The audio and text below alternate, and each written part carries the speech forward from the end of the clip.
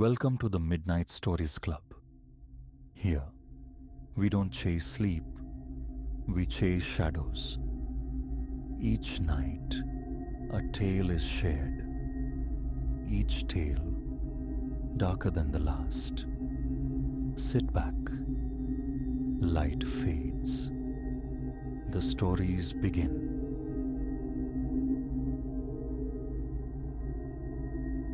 That initial night remains etched, crystalline in my memory. The first time my name, Elias, slithered down the unlit corridor. I was entombed in my office, a necropolis of spreadsheets under the sickly pulse of fluorescent tubes striving to muffle the building's arthritic groans. 9 o'clock, perhaps later. The hive had emptied hours prior. Solitude reigned, punctuated only by the electric hum and the plumbing's spectral percussion. Then, Elias. A whisper, corroded and tinny, seeming to emanate from just beyond my door frame. Every muscle fiber went taut, a galvanic shock jolting through my sternum. Levering myself up, I navigated to the threshold. The hallway yawned, half swallowed by shadow where bulbs were extinguished for the night. Corners pooled with impenetrable black. I extended my head, listening into the void. Silence returned. Exhaustion, I reasoned.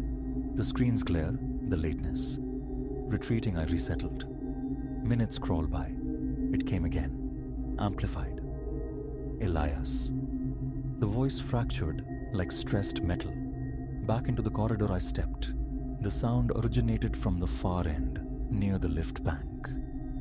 My heart hammered against my ribs. A clammy film bloomed across my back.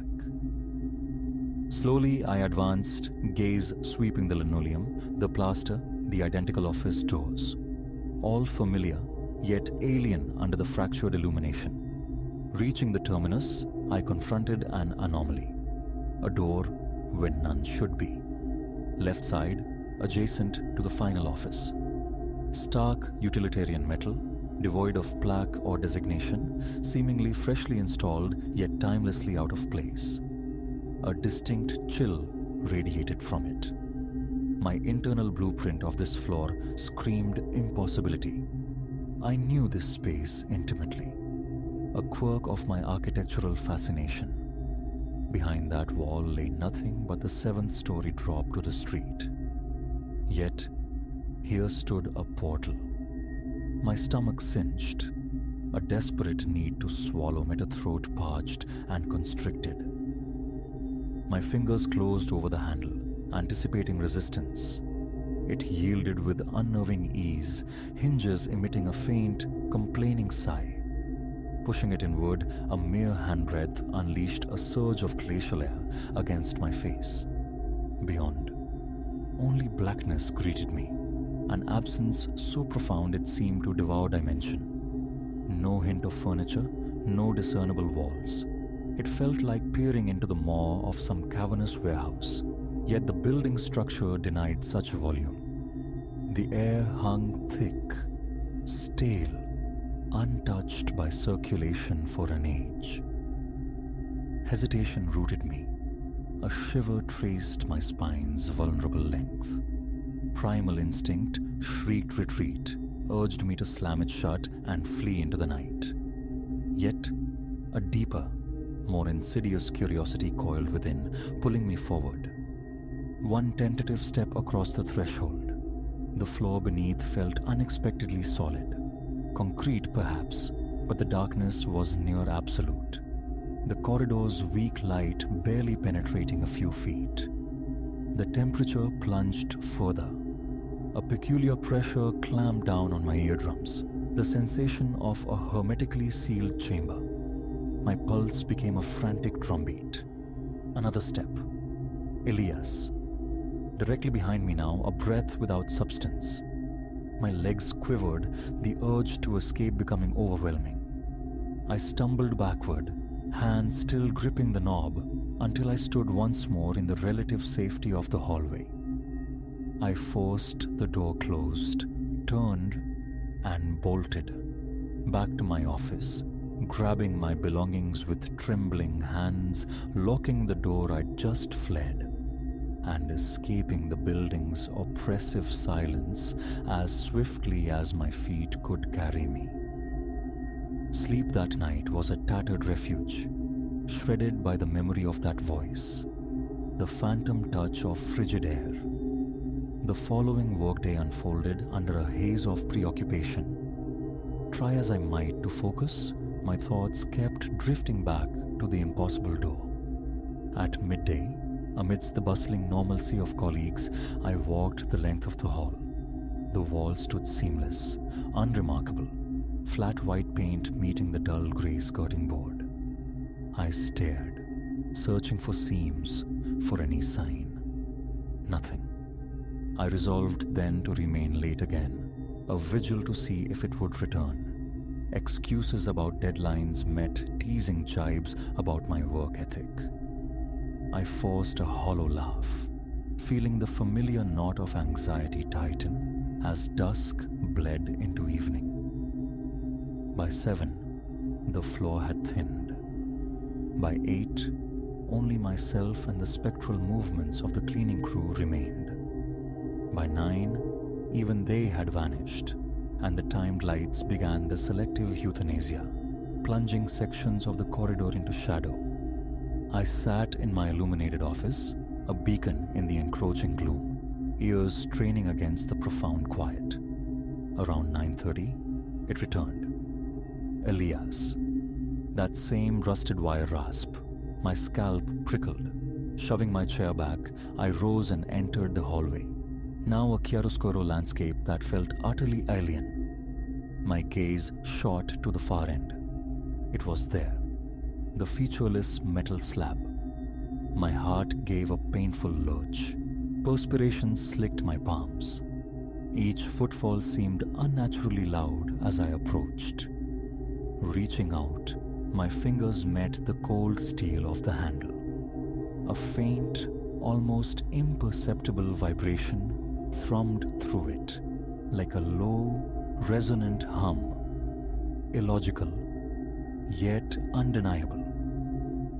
I opened it. The rush of cold, the engulfing darkness, identical to the night before.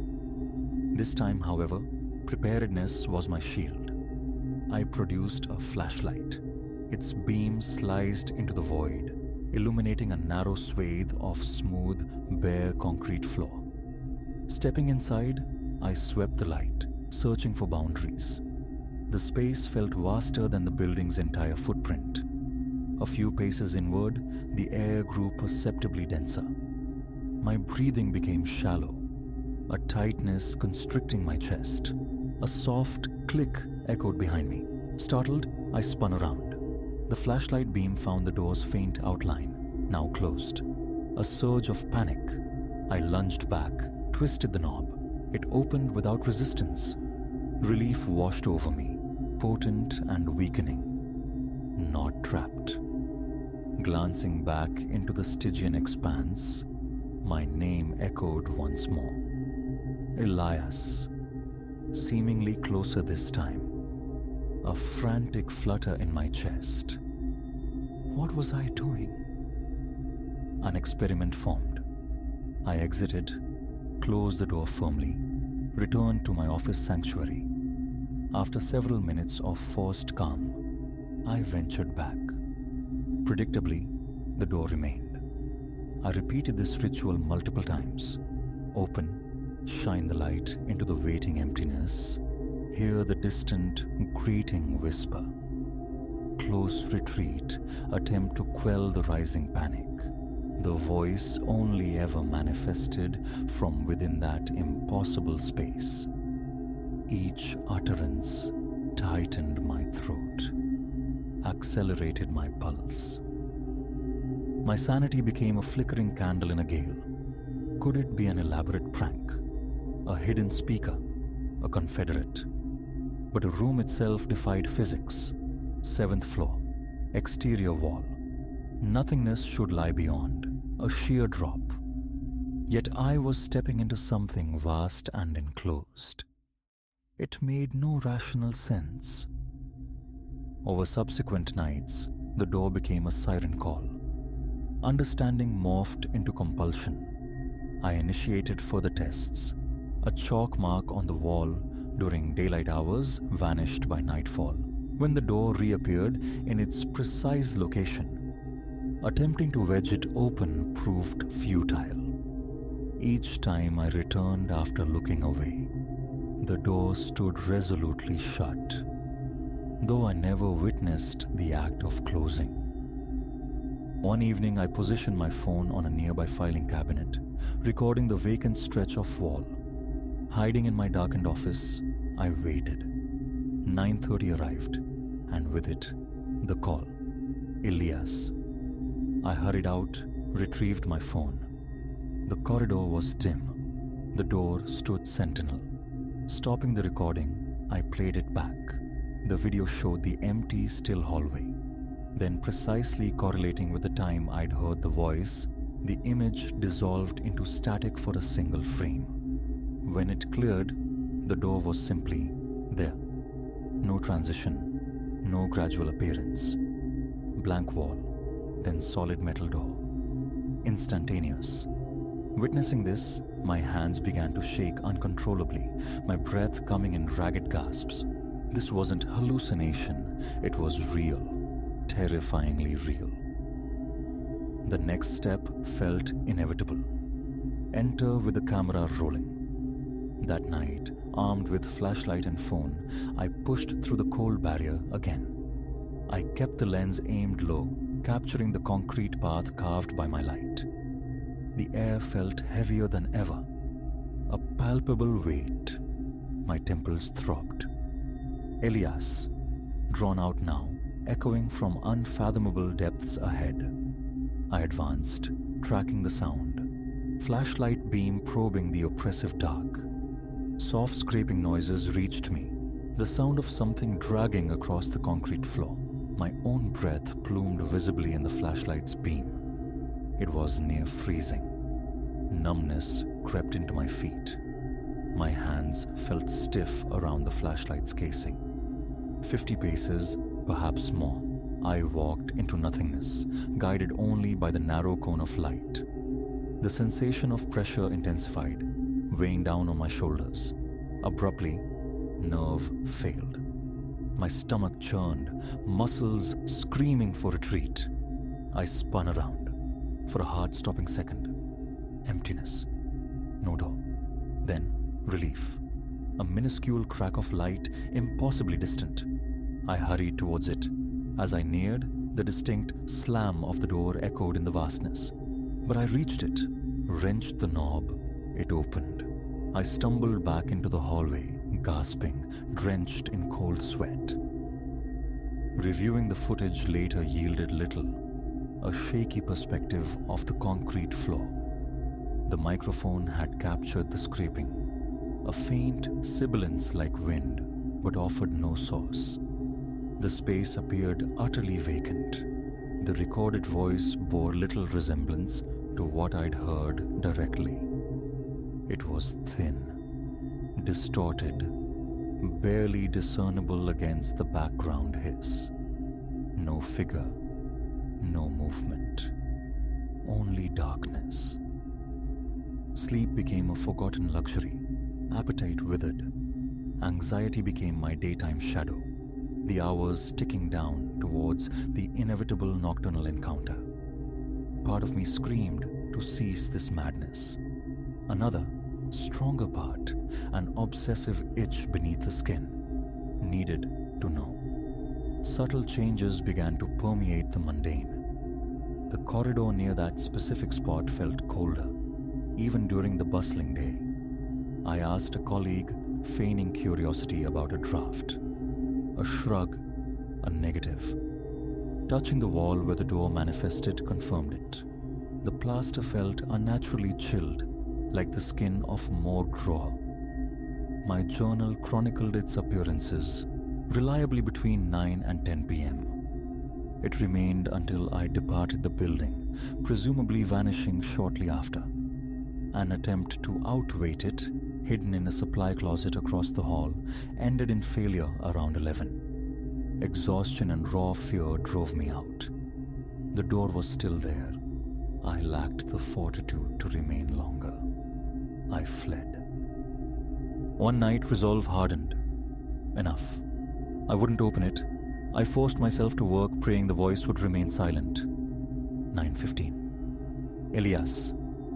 That metallic scratch. My knuckles whitened, gripping the desk edge. Ignore it. Again. Louder. Elias.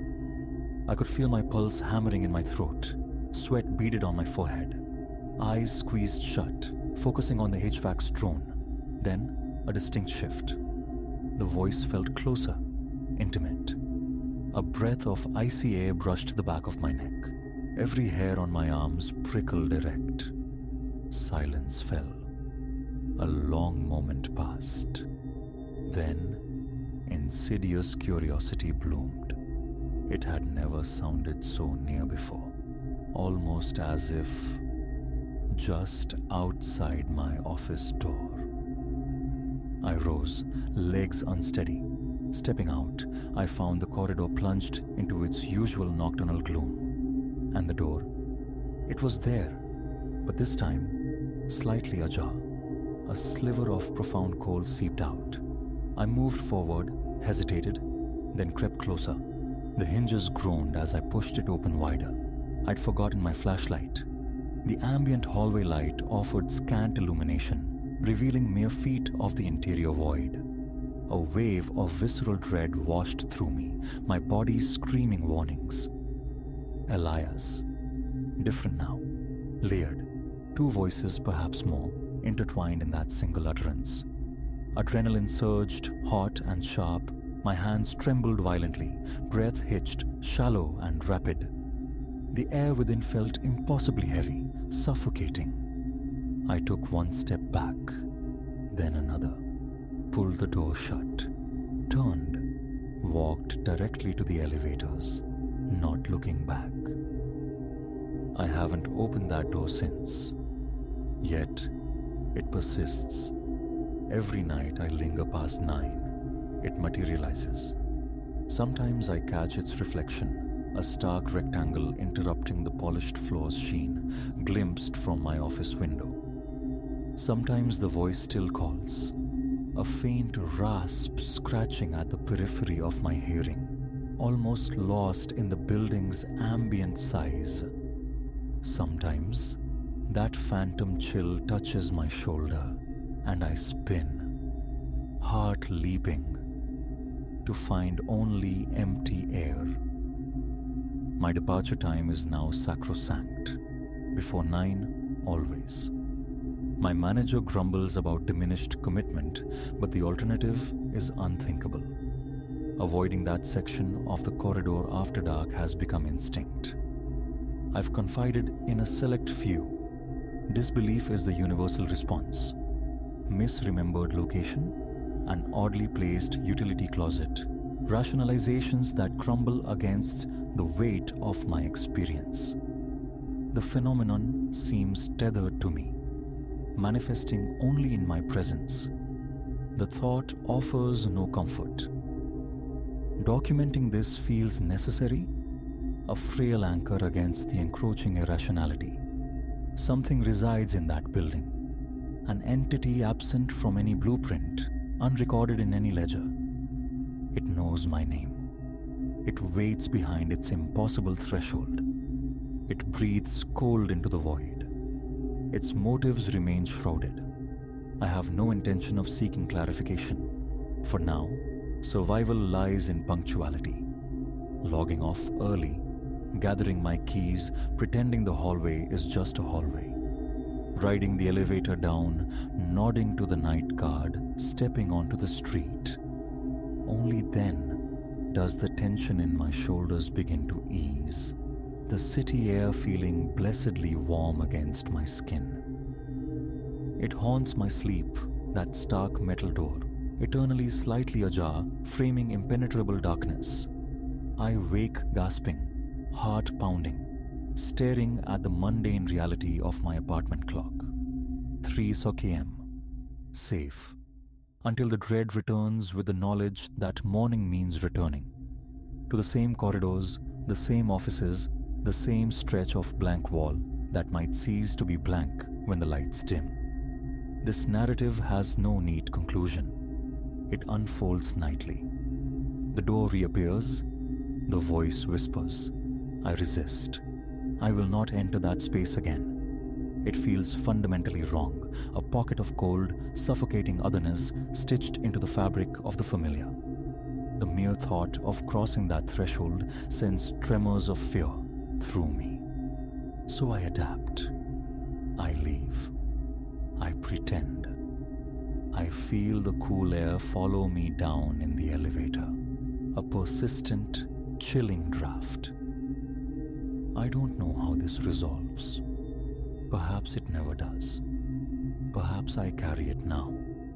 But if you ever find yourself working late, swallowed by the silence of an old building, and hear your name whispered from the shadows in a voice that scrapes like rust on steel, do yourself a profound kindness. Lock your door. Go home.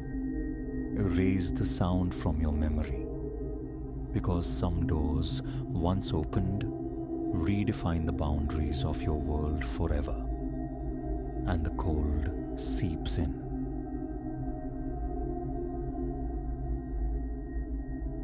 "12 solemn strokes from the hall clock, a mahogany sentinel, fractured the midnight stillness, each tone resonating through the hollow bones of the house.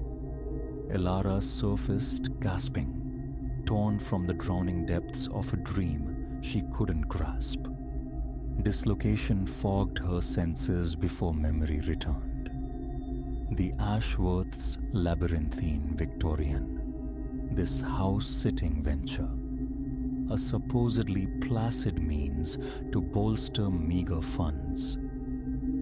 3 days ensconced within its antique embrace, and the house remained an enigma, whispering secrets in the language of settling timbers and sighing drafts. The wind, a mournful caller at the eaves, seemed a less natural phenomenon than plaintive voice. Peripheral flickers danced just beyond focus. Phantom footfalls ghosted the vacant upper landing. Sensations Elara dismissed as fatigue, yet the unease clung like damp velvet.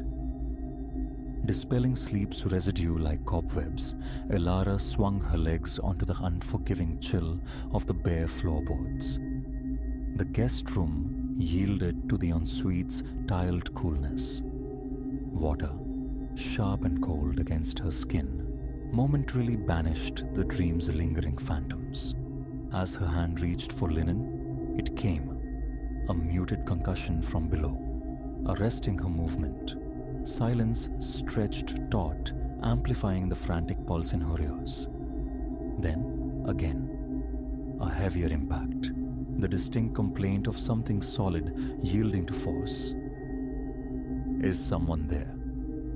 The question emerged thin, a fragile thread swallowed by the house's cavernous silence. She was meant to be the sole occupant, the temporary custodian of this echoing space. She slipped from the relative safety of the bathroom, eyes probing the familiar room now warped by moonlight into a landscape of stark contrasts and abyssal shadows. The third thud resonated upwards, louder, definitive, locating the disturbance below. Her heart hammered a frantic rhythm against her ribs. Police? The thought surfaced only to founder on the shoals of uncertainty. What report? A creak in an old structure? Instead, a pull, insidious and compelling, drew her towards the bedroom door. The corridor beyond was an absolute void, darkness so profound it felt tactile. Her phone screen flared, a meager beacon carving a trembling path through the ink. She moved towards the grand staircase. the grandfather clock measuring her trepidation with relentless ticks.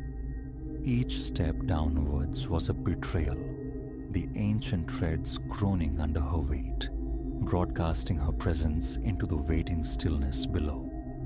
The vast foyer opened before her, phone light painting fleeting impressions of archways. Left, the drawing room. Right, the dining hall. Ahead, the shadowed passage to the kitchens. The source of the disruption remained elusive. A susurrus, less sound than a disturbance of air, breathed from the drawing room to her left. Resolve hardening, Elara edged towards the archway, her free hand tracing the cool plaster, searching. Fingers found the switch. A flick, and brutal light flooded the space, momentarily blinding her. She recoiled, blinking against the glare, spots dancing in her vision. When the world swam back into focus, a choked gasp escaped her. Pandemonium reigned. Chairs lay violated, tables upended, the room's curated contents, books, porcelain figures, ornaments, flung about with violent abandon. And presiding over the wreckage, emptiness. Yet, Elara felt a chilling certainty. In that fractured instant between darkness and searing light, something had been there. A presence, tall and ill-defined, less form than a coagulation of shadow. Now, only the disarray remained. "Is anyone present?" Elara's voice, thin and frayed, vanished into the profound hush. Not even the clock's steady beat penetrated this chamber. The silence felt absolute, a heavy shroud. Tentatively, she ventured further. A sharp sting underfoot, a reflexive hiss of pain. Shards of glass glittered on the Persian rug, remnants of a fractured picture frame. Beneath the jagged edges lay the captured smiles of the Ashworth family. Patriarch, matriarch, two adolescents beaming obliviously. But as Elara stared, the image seemed to liquefy, the smiles twisting into silent, agonized O's, the eyes deepening into vacant pits. She snatched her foot back with a cry, the frame skittering away. When her gaze returned, trembling, the photograph was inert, the Ashworth's cheerful artifice restored. Was this waking reality or some lingering nightmare fragment? A sudden, glacial exhalation ghosted across the nape of her neck, prickling her skin. She spun, heart leaping, only to confront the empty archway and the unlit hall stretching beyond. "This ceases to be amusing." The words were meant to be sharp, defiant, but fear frayed their edges. "Whoever you are, reveal yourself." The house answered. A low, ululating sound unfurled through the rooms, sourceless yet omnipresent. It wasn't merely sound, but distilled despair, a resonance of ancient sorrow that vibrated deep in Elara's bones. Instinctively recoiling, her heel snagged on a toppled lampstand. Balance deserted her. She crashed backward, the impact jarring the air from her lungs. For a moment, she lay stunned, fighting for breath on the debris-strewn floor. Dragging air back into her starved lungs, Elara pushed herself onto her elbows and froze. Across the room, near the far wall, it stood, the shadow thing glimpsed earlier, now starkly present. It possessed no true definition, its outline wavering, indistinct, yet undeniably humanoid, a silhouette sketched from deeper darkness. Head, shoulders, arms hanging slack. Elara scrambled backward on palms and knees, a scream trapped in her throat. The entity remained motionless, save for a subtle, constant sway, like kelp in an unseen current. "What are you?" The question was a ragged whisper, slowly, Deliberately, the shadowed head pivoted towards her. No features resolved within the gloom, yet she felt the weight of its regard. A chilling tableau held them captive, Ilara paralyzed by terror, the figure emanating an aura not of menace but of profound, ancient melancholy, a longing so palpable it ached in the air. Then, abruptly, it wasn't there. Not faded, not retreated, but simply extinguished, vanished utterly from existence. Time lost meaning as Ilara remained huddled on the floor, breath stuttering, gaze sweeping the violated room. Nothing stirred. Only the wreckage and a silence thick with implication. Eventually, trembling limbs obeyed the imperative to rise, to flee. Call the Ashworths? The authorities? An exorcist? The absurdity warred with sheer terror. As she turned towards the escape offered by the archway, peripheral motion snagged her attention. A leather-bound volume, ejected from a nearby shelf, lay splayed open. Even as she watched, its pages began to flutter, then riffle, accelerating into a frantic cascade as if seized by a gale. Yet the air in the room hung heavy, utterly still. Compelled by a dread fascination that overrode instinct, Ilara drifted closer.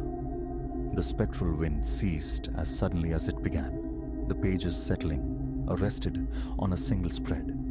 She leaned down, deciphering the text in the stark overhead light. A local chronicle. And there, stark against the aged paper, circled in a brownish-red pigment that looked chillingly organic, was an entry concerning this very house, designated the Henderson Place in the text. Constructed 1887 by Thomas Henderson, the residence has long been subject to rumors of spectral occupants. Local lore recounts a devastating fire in 1902, which tragically consumed Henderson's wife and 2 small children.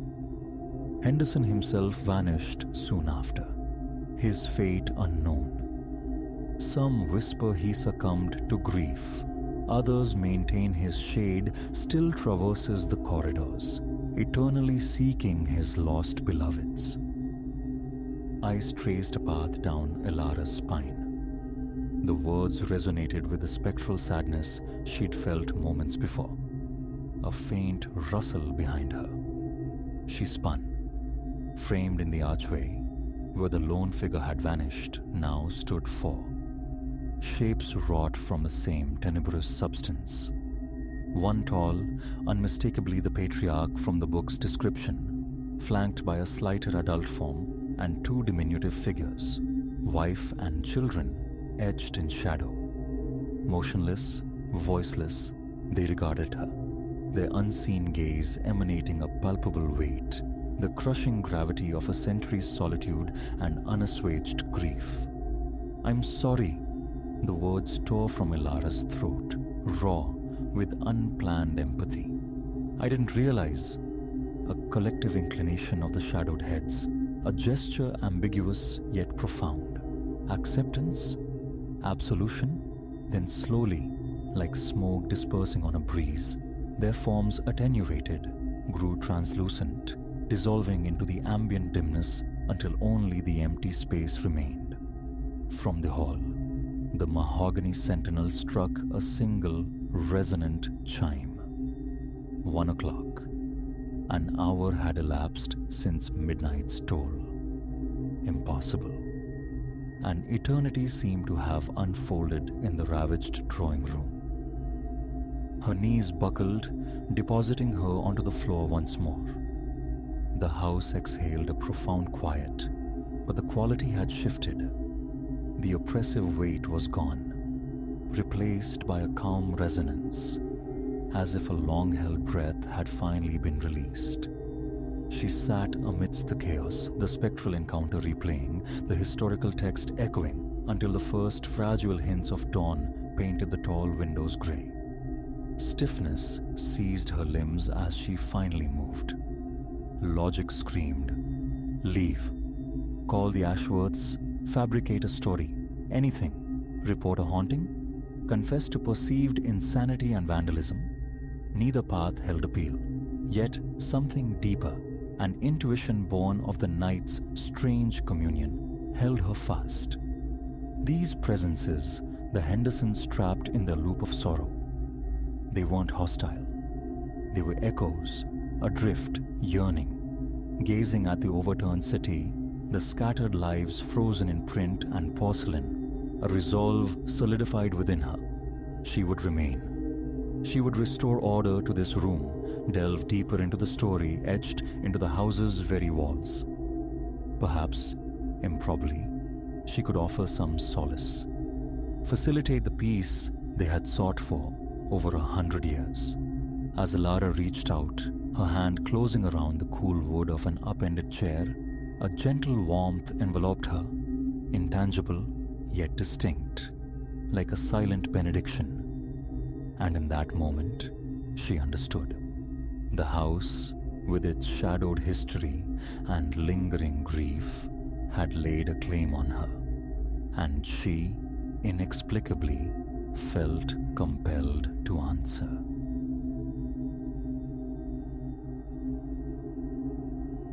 It was the susurrations that first registered precisely at 3:42 in the afternoon, a Tuesday steeped in stale air and sorrow. My phone confirmed the moment, a reflexive glance as the sounds began their insidious creep from the basement's furthest reach, coiled behind the hulking ancient water heater. 6 hours I'd spent excavating the detritus of a life, my father's, gone 3 weeks now. The house, thick with memories and dust, awaited its sale next month, demanding this final purgation. This subterranean level, the last frontier, hadn't felt my mother's presence since her stroke half a decade prior. And my father? He was a curator of everything, discarding nothing. Faint, initially, mere phantoms of sound, perhaps the groan of geriatric plumbing. But then, fragments of speech surfaced. Interval, not yet, and must abide. Muffled, clandestine, as if filtered through masonry, yet only solid concrete formed that corner's backstop. Sweat glued my shirt to my spine. The basement atmosphere pressed in, heavy and unmoving. I rose from a carton spilling forth ghosts of Christmases past, drawn towards the shadowed recess. A solitary burr bulb wept weak, jaundiced light that faltered before reaching the source. Closer, the whispers amplified, coalescing into discernible phrases. Approaching and nearly prepared. My fingers, trembling slightly, found the cool porcelain of the secondary light switch near the heater. Its loud clack ricocheted off the unyielding walls.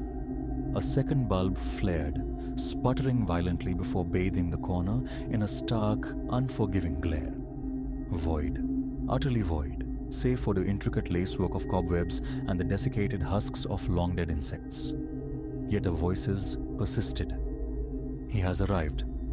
Clear, resonant, a man's voice, unnervingly calm, spoken as if from my very shoulder. Yes, at long last, countered a woman, her tone taut with urgency. I pivoted sharply. The basement unfurled around me, empty. Boxes marshaled against the damp walls, spectral furniture shrouded in sheets, my father's workbench blanketed in time's grey sediment. No one. A frantic pulse hammered against my ribs. Moisture beaded on my temples.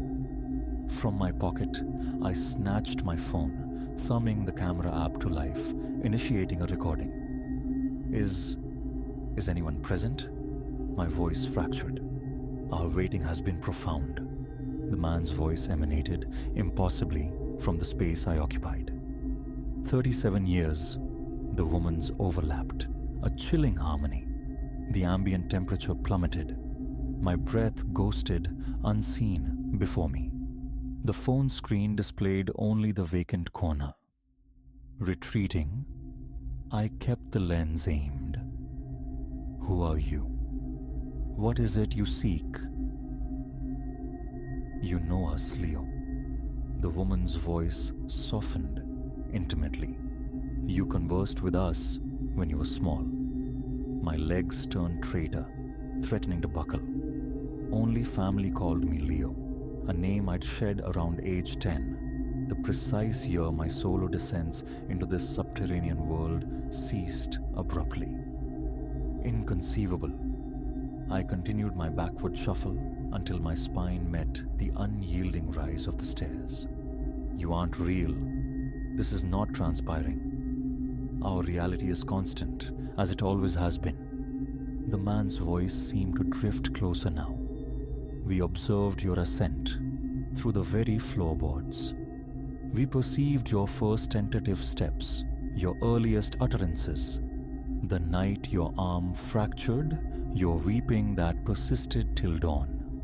Vertigo spun the room, dark constellations blooming at my vision's edge. That night surfaced, 6 years old, fallen from bed, stifling sobs to avoid waking my parents, convinced gentle murmurs from below assured me of eventual solace. Desist! I pressed harder against the wooden stair risers. Simply cease. You are obliged to aid us, Leo. The woman's voice fractured, laden with an ancient sorrow. Rest eludes us until the truth finds a voice. What truth? The question escaped before conscious thought could intervene. Concerning the events preceding your parents' acquisition of this place, the man's tone acquired a harder edge. Concerning what lies interred beneath this very floor. My phone slipped from my quivering grasp, clattering onto the concrete. The screen spider-webbed but stubbornly continued its recording. Nothing is beneath the floor. I knew this basement's every contour.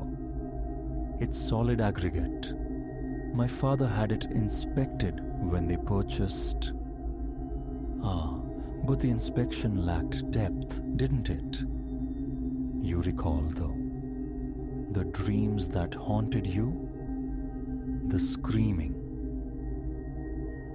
I did recall. Night terrors that stalked my elementary school years. Figures screaming behind unseen barriers, desperate pleas for salvation. A child psychologist diagnosed an overstimulated imagination, anxiety tethered to my grandfather's recent passing. Childhood phantasms, mere dreams. Were they? The woman's voice materialized behind me now. Why did your solitary visits cease? Why did you implore your parents to relocate your bedroom far across the house, distant from the space directly above this corner? My legs surrendered completely.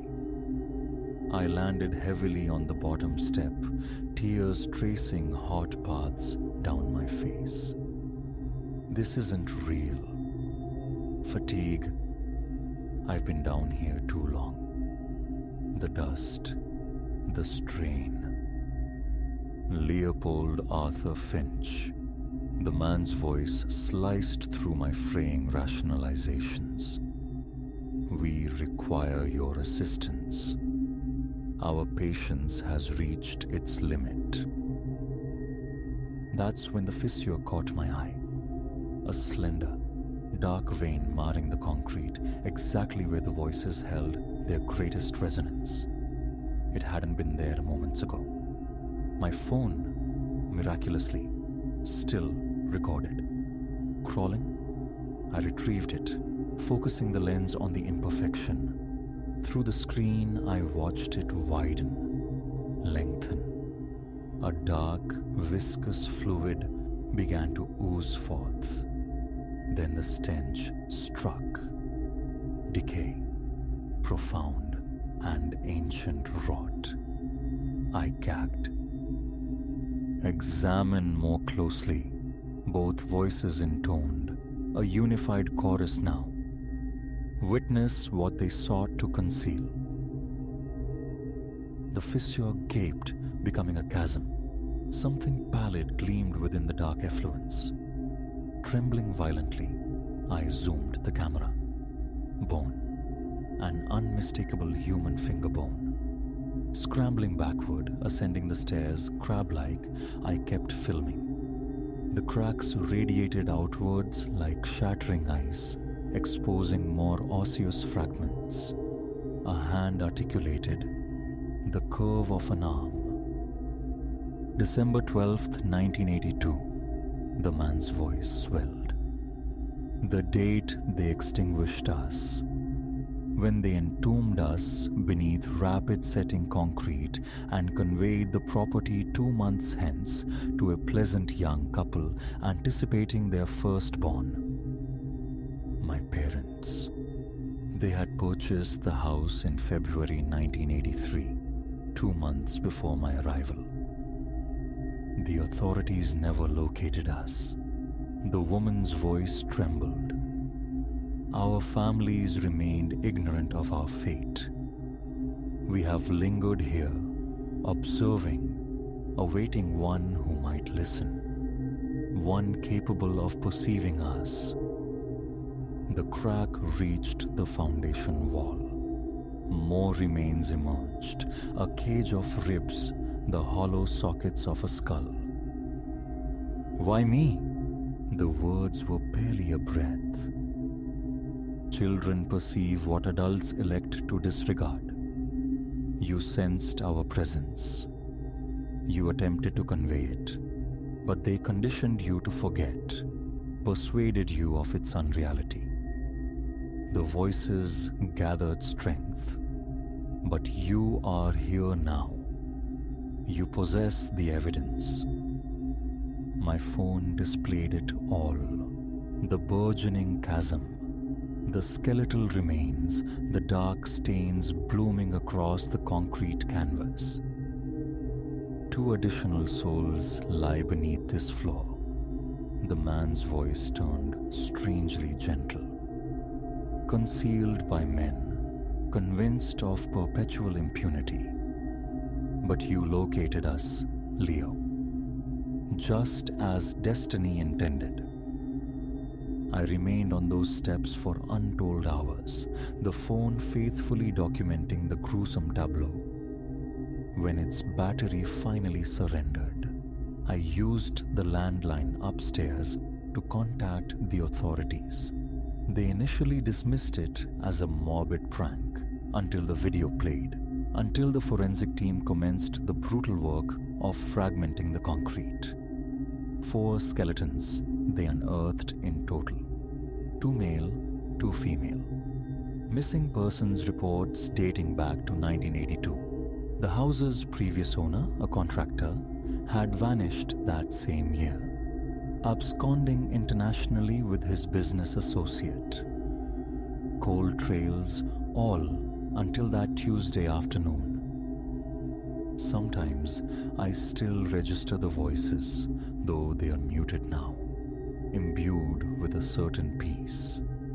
Late at night, occasionally, I fancy I hear a whispered "thank you" drifting through the floorboards of my apartment, miles removed from that violated basement.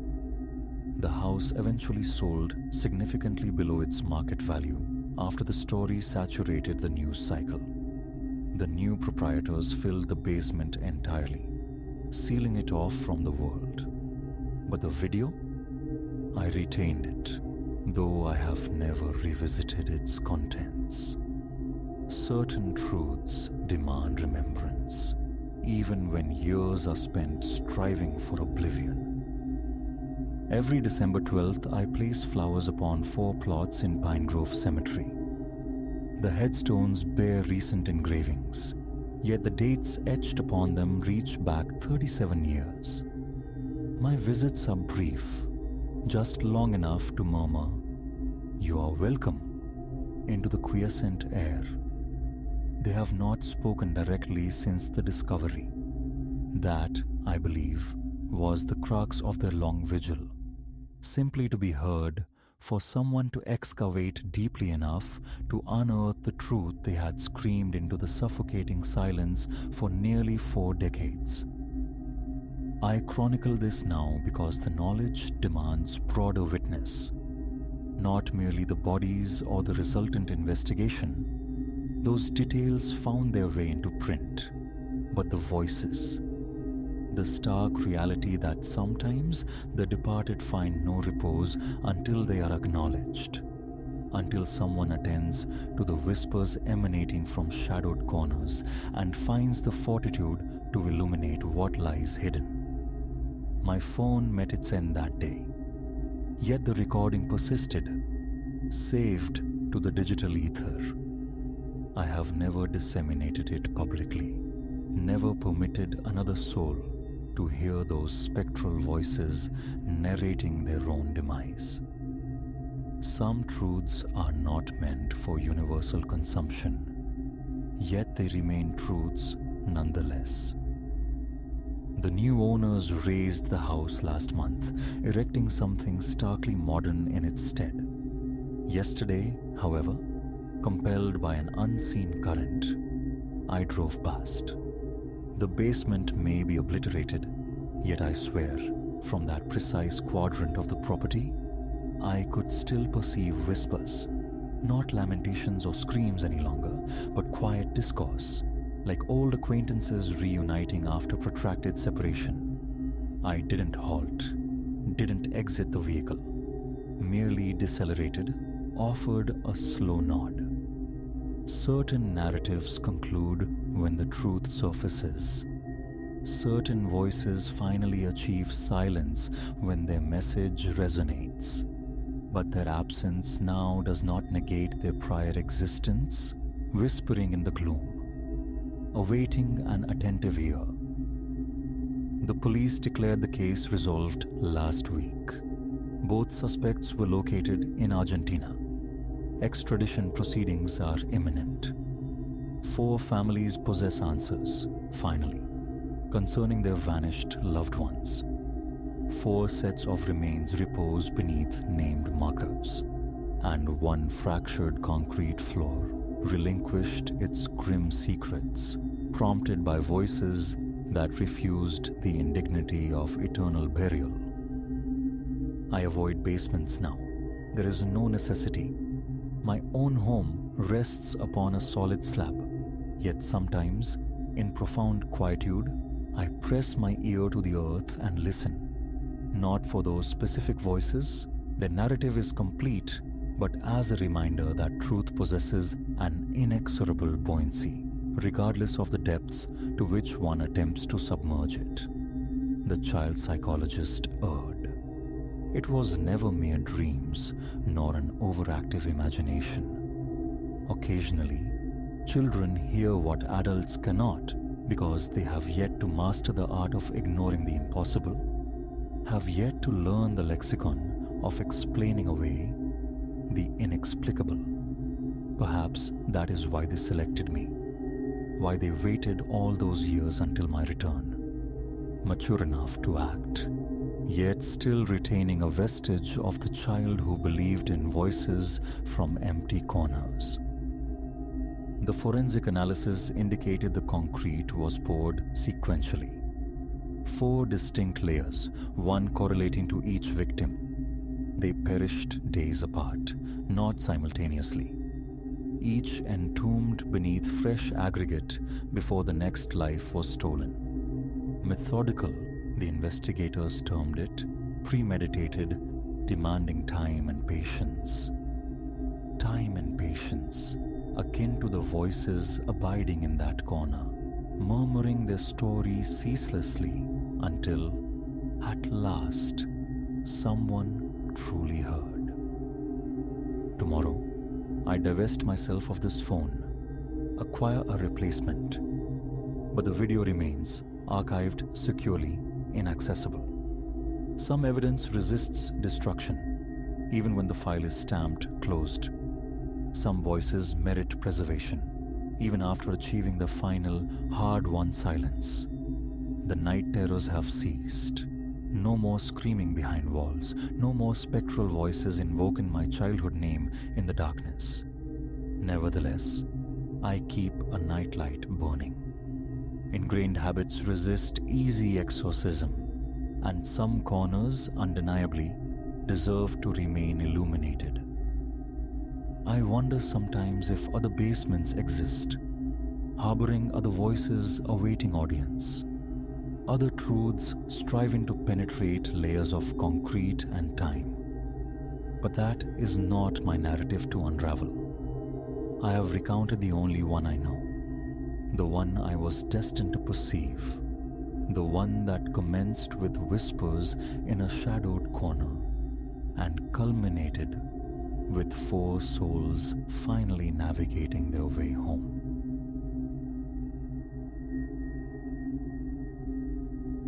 Economy drew me to this apartment, certainly, but so did its perch above a small patisserie, a position promising the scent of warm bread, a fragrance redolent of languid mornings, drifting through my kitchen casement. Nestled in a central locale, the building itself projected an aura of profound quietude. For the initial handful of days, perfection seemed attainable. The patisserie, punctual as a tide, shuttered its doors at precisely 10 each evening, whereupon the entire thoroughfare surrendered to silence. No rumble of traffic, no boisterous neighbors, no grating rattle of late-night deliveries. A hidden pocket of urban tranquility, I mused, unearthed just for me. My first night cocooned in bed, a resonance reached me, faint, almost subliminal. My bedroom adjoins the short corridor, accessing the living space, and through this passage the sound traveled. A delicate, almost apologetic chime, metal perhaps, kissing porcelain, the ghost of a fork touching a plate. It was so attenuated, so distant, I nearly dismissed it as the building's settling sighs or the city's distant hum. A fleeting auditory anomaly. Nothing more.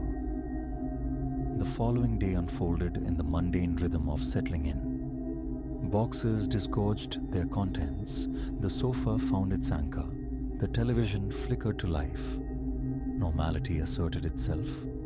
Below, the patisserie breathed its yeasty warmth upwards throughout the morning. Descending later, I procured a crusty loaf and coffee, exchanging pleasantries with the proprietor, a Mr. Alistair Finch, whose amiable smile seemed genuine as he welcomed his new upstairs tenant. That night, post 10, the patisserie lights winked out. I watched Mr. Finch secure the lock. By midnight, the building slept. Then, around the second hour past midnight, while fetching water in the kitchen, the sound returned. Sharper this time, more defined. It emanated from below, or perhaps radiated from the very walls around me. The distinct clatter of utensils, the scrape of ceramic. My shared wall with the adjacent flat remained mute. My neighbors were early sleepers, their habits known. The partition thick, this sound possessed an unnerving specificity. It moved slowly, deliberately. The tine of a fork, a pregnant pause, the faint rasp of a knife, a measured cadence, like someone partaking in a solitary, unhurried meal. The sequence persisted for several minutes. I stood rooted by the counter, listening. A tremor running down my forearms, the fine hairs at my nape stirring as if touched by an unseen draft. Something felt profoundly dissonant. No soul should occupy the patisserie kitchen at this hour. The staff I'd observed departed before 11. Sleep proved elusive, my mind replaying the delicate percussion. Though disbelief in the spectral is my default, rational explanations scattered like startled birds. Morning arrived, and with it, another visit downstairs for coffee. Casually, I inquired of Mr. Finch if anyone lingered late the previous night. A furrow creased his brow. No, he assured me. The staff adhered strictly to schedule.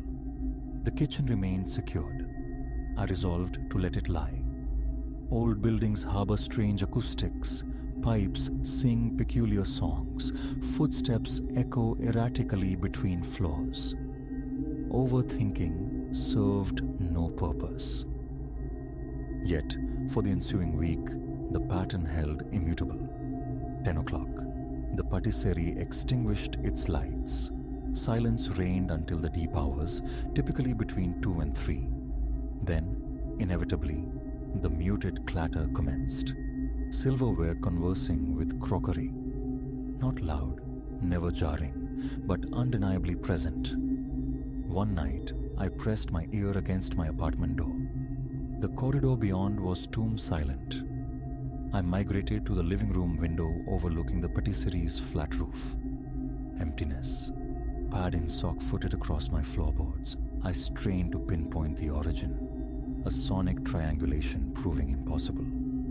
The sound seemed simultaneously everywhere and nowhere. With each recurrence, my pulse hammered against my ribs, a frantic drumbeat in the stillness, and an icy knot tightened low in my belly. The visceral recognition that something was fundamentally awry. Driven by a disquiet bordering on compulsion, I descended one night near 2:30. Keys clutched, shoes hastily donned, I moved into the dimly lit hallway, my own respiration echoing unnaturally loud. Each stair creaked underfoot as I crept downwards, legs betraying a slight tremor. At the landing, I peered through the patisserie door's small glass panel. Utter darkness lay within. No hum of machinery, no residual oven glow, no flicker of movement. The comforting aroma of baked goods had long dissipated, replaced by the cool, sterile scent of night. Releasing a slow breath, I tested the door. Locked fast. For a minute, I simply stood, listening. Nothing. But as I pivoted to retreat upstairs, the faintest clink, fork to plate, materialized, seeming to emanate from the patisserie's deepest recesses. Scarcely audible, yet enough to freeze me mid-step. My chest constricted. My fingers, gripping the banister, trembled. Turning back, I pressed my ear to the cold glass. Silence again, save for the frantic thumping in my ears. Defeated, I ascended back to my rooms. The next morning, I recounted the nocturnal disturbances to Mr. Finch more insistently. Could I have been dreaming? Perhaps the neighbors. No, I countered. The sound was distinct, real. He shook his head, reiterating the impossibility, adding that the premises were protected by a nightly armed security system. His polite dismissal, bordering on pity, silenced further inquiry. I recoiled from appearing unhinged. Night after night, the ritual persisted. The sound, lasting 5, perhaps 10 minutes. I would lie rigid in bed, muscles taut beneath the blankets, awaiting the inevitable. Earplugs offered scant defense. The clink-clink permeated the silence, an auditory phantom. One evening, seeking distraction, I left the television murmuring. Yet beneath the dialogue, the insidious tapping persisted. My jaw ached from unconscious clenching. Headaches became morning companions. Resolution hardened within me. Before closing time one day, I approached a young baker. Had he ever noticed anything unusual after hours? He regarded me with blank incomprehension. Once clocked out, he explained, he never returned until dawn. Perhaps, he suggested hesitantly, consult the landlord. I hesitated, but penned a note to Mr. Henderson, whose office occupied a small ground floor unit, but who remained perpetually elusive. My mention of strange sounds went unanswered. That night, I adopted a more methodical vigil. All lights extinguished save a single lamp casting long shadows in the living room. I sat sentinel on the sofa, notepad poised. The television remained dark. At 1:55 a.m., it began. The gentle rhythmic discourse of dishes. Scrape. Pause. Scrape. Then 2 or 3 distinct taps. It resonated directly beneath my feet, as if occurring just inches below the floorboards. My heart rate surged. My palms grew damp, my arms cold. Motionless, I listened for the full duration, roughly 5 minutes. The cadence mimicked, with chilling precision, someone consuming a late repast in extreme slow motion. Once or twice, I fancied I caught the phantom impression of a swallow, a soft exhalation, unverifiable.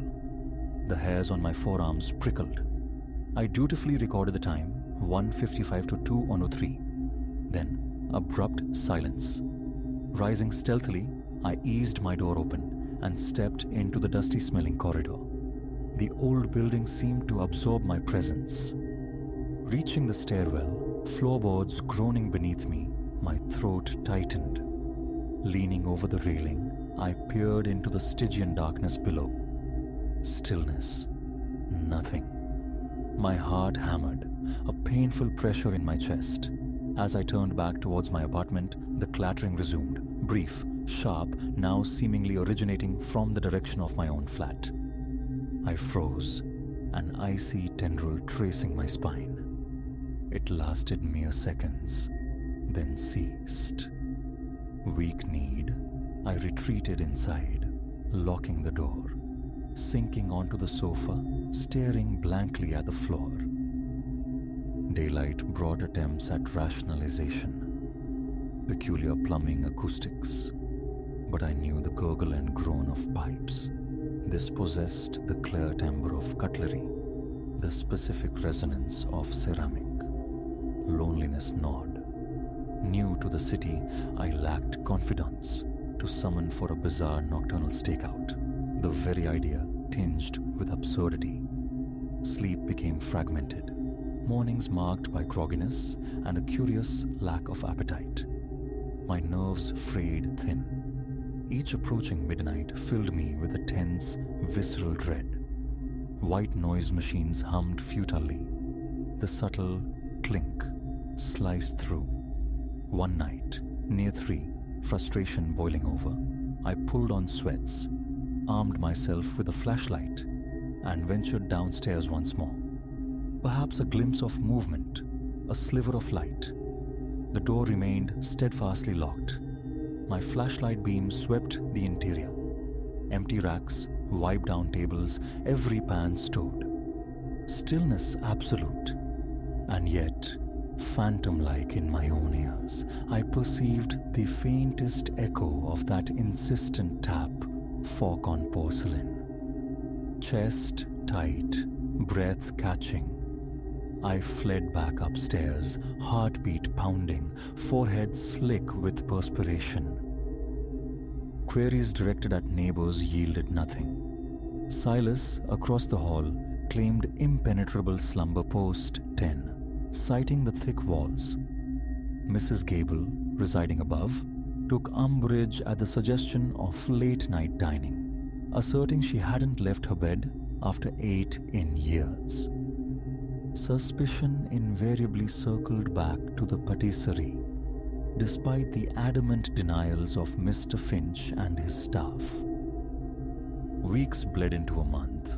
The nocturnal routine ossified. 2 a.m., sometimes 3. Always a few minutes, always the same deliberate, measured pattern. I tried indifference. I tried headphones blasting music. The tension remained, a coiled serpent in my gut. My body learned to anticipate the sound, tensing involuntarily as the witching hour approached. My hands developed a slight tremor while washing dishes. The clock face became a source of low-grade panic after midnight. The sensation of being observed or privy to something illicit and hidden burrowed under my skin. One evening, seeking external validation, I detained Leo, a co-worker, after our shift ended. Over pizza in my living room, I confessed the nightly occurrences. Skepticism etched his features. As he prepared to depart around 1:45 a.m., I persuaded him to linger. "Just listen," I urged. We sat in charged silence. At precisely 2 a.m., the clinking commenced. Leo froze, his eyes widening in the dim light. "That," he whispered, voice taut, "is definitely metal on ceramic." He rose, tiptoed to the window, peered out fruitlessly. Our eyes met across the room. We spoke little, simply absorbed the uncanny rhythm. When it ceased minutes later, he exhaled slowly. "Mate, that's unsettling." He departed soon after, visibly perturbed. A grim satisfaction settled over me. I wasn't hallucinating. The source remains elusive. My efforts have proven futile. Mr. Henderson, the landlord, grudgingly inspected the patisserie's ventilation and aging appliances, pronouncing everything normal and refusing further investigation costs. A plumber found no anomalies in the pipework. Mr. Finch and his employees maintained their innocence, baffled and perhaps a little wary of their troubled tenant. Sometimes, when the sound begins, my throat constricts, my scalp tingles. An image forms unbidden. Someone seated at a table in the pitch-black bakery below, calmly consuming a meal in the dead of night. The thought makes my skin crawl. My late-night excursions ceased. The fear became too potent. Early bedtimes proved useless. The clatter invariably roused me. Late nights offered no escape. Exhaustion was no match for the sound's intrusion. Each dawn, sunlight streams in, carrying the comforting, incongruous scent of baking bread. The patisserie opens at 6, drawing early risers. By then, I exist in a liminal state between wakefulness and sleep, the nocturnal tension receding, but never fully dissipating, a residue lingering in my chest. A suspicion festers. Perhaps this building harbors more secrets than just its nocturnal diner. Moving out remains a distant intention, tethered as I am by circumstance. For now I endure, trapped in this inexplicable late-night ritual. That is the extent of it. The noises persist, intimate and specific. Cutlery, plates, no culprit revealed, no explanation offered by neighbors or proprietor. Mr. Henderson remains indifferent. Mr. Finch points to locks and alarms. Yet, night upon night, the unmistakable clinking returns. An acoustic anomaly, or something else entirely. I only know the weariness of it, the dread anticipation, as I lie waiting for that metallic tap to echo through my floorboards. It always comes back. Sometimes it feels as though the building itself steals downstairs in the darkness for a clandestine meal. I despise the notion, yet cannot banish it. All that remains is to exist alongside it. I dread the nights, yet I navigate the days. I work, return home, and listen. The sound, it seems, is now a permanent resident, and I am merely its unwilling audience.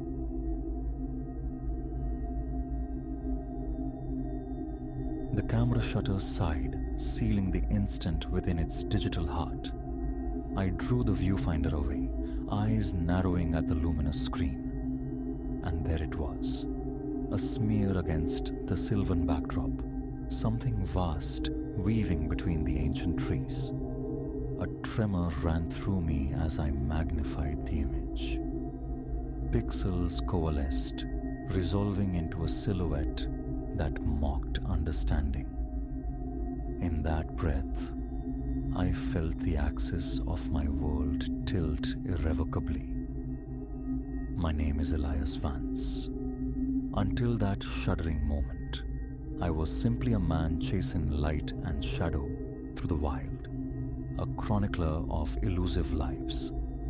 32 years spent honing my craft, earning a quiet nod for images wrested from the hidden corners of North America. The spectral glide of Yellowstone wolves, the coiled tension of mountain lions in the Rockies' embrace, the brute majesty of Alaskan bears. Yet nothing in that accumulated experience, no hard-won patience or wilderness lore, had forged me for the enigma breathing in the deep woods of the Pacific Northwest. It began 3 days prior.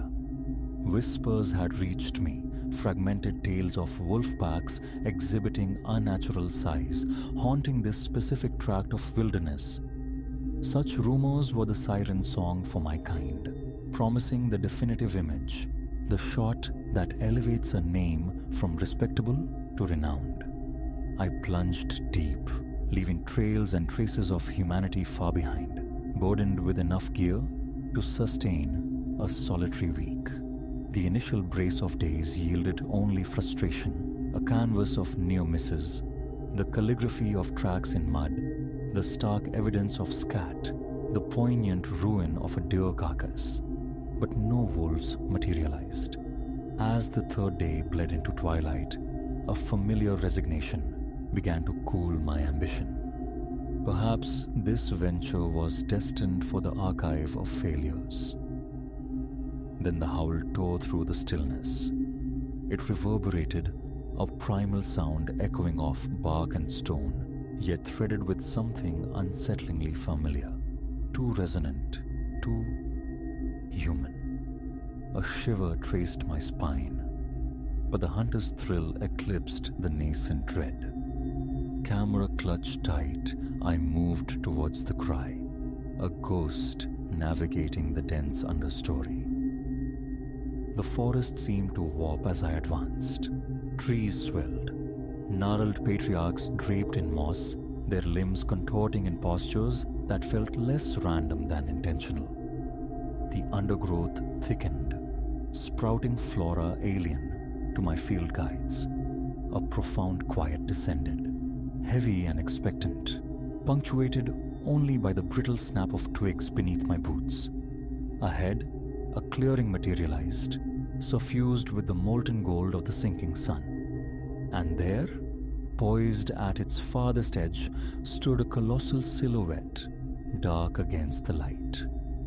My pulse hammered. A wolf? Impossibly large, surely. Yet perhaps perspective played tricks. Instinctively, I raised the camera, the telephoto lens extending like a probe into the unknown. Through the glass, the form sharpened. Cloaked in umbral fur, yes, but the proportions were utterly wrong. It stood erect, balanced on two powerful legs, its back to me, 7 feet tall, 8. My finger hovered, a synapse away from action. What apparition was this? A bear, perhaps, startled upright. The thought dissolved even as it formed. The shape was too lean, too anthropomorphic, the posture too deliberate. Before doubt could paralyze me, I depressed the shutter. The mechanism's click echoed, obscenely loud in the cathedral quiet. The creature's head swiveled. I found myself ensnared by eyes that were categorically not animal. They burned with a lucidity, an ancient knowing that sent glacial cold flooding my veins. For an eternity compressed into heartbeats, we held that gaze. Predator and prey reversed, observer and observed locked in mutual assessment. Then, it simply wasn't there, melting into the umbra between trees with a fluidity that defied its immense frame. I remained rooted, camera dangling like a useless weight. What fever dream had I witnessed? My thoughts scrambled, grasping at straws, Sasquatch, cryptid, some elaborate deception.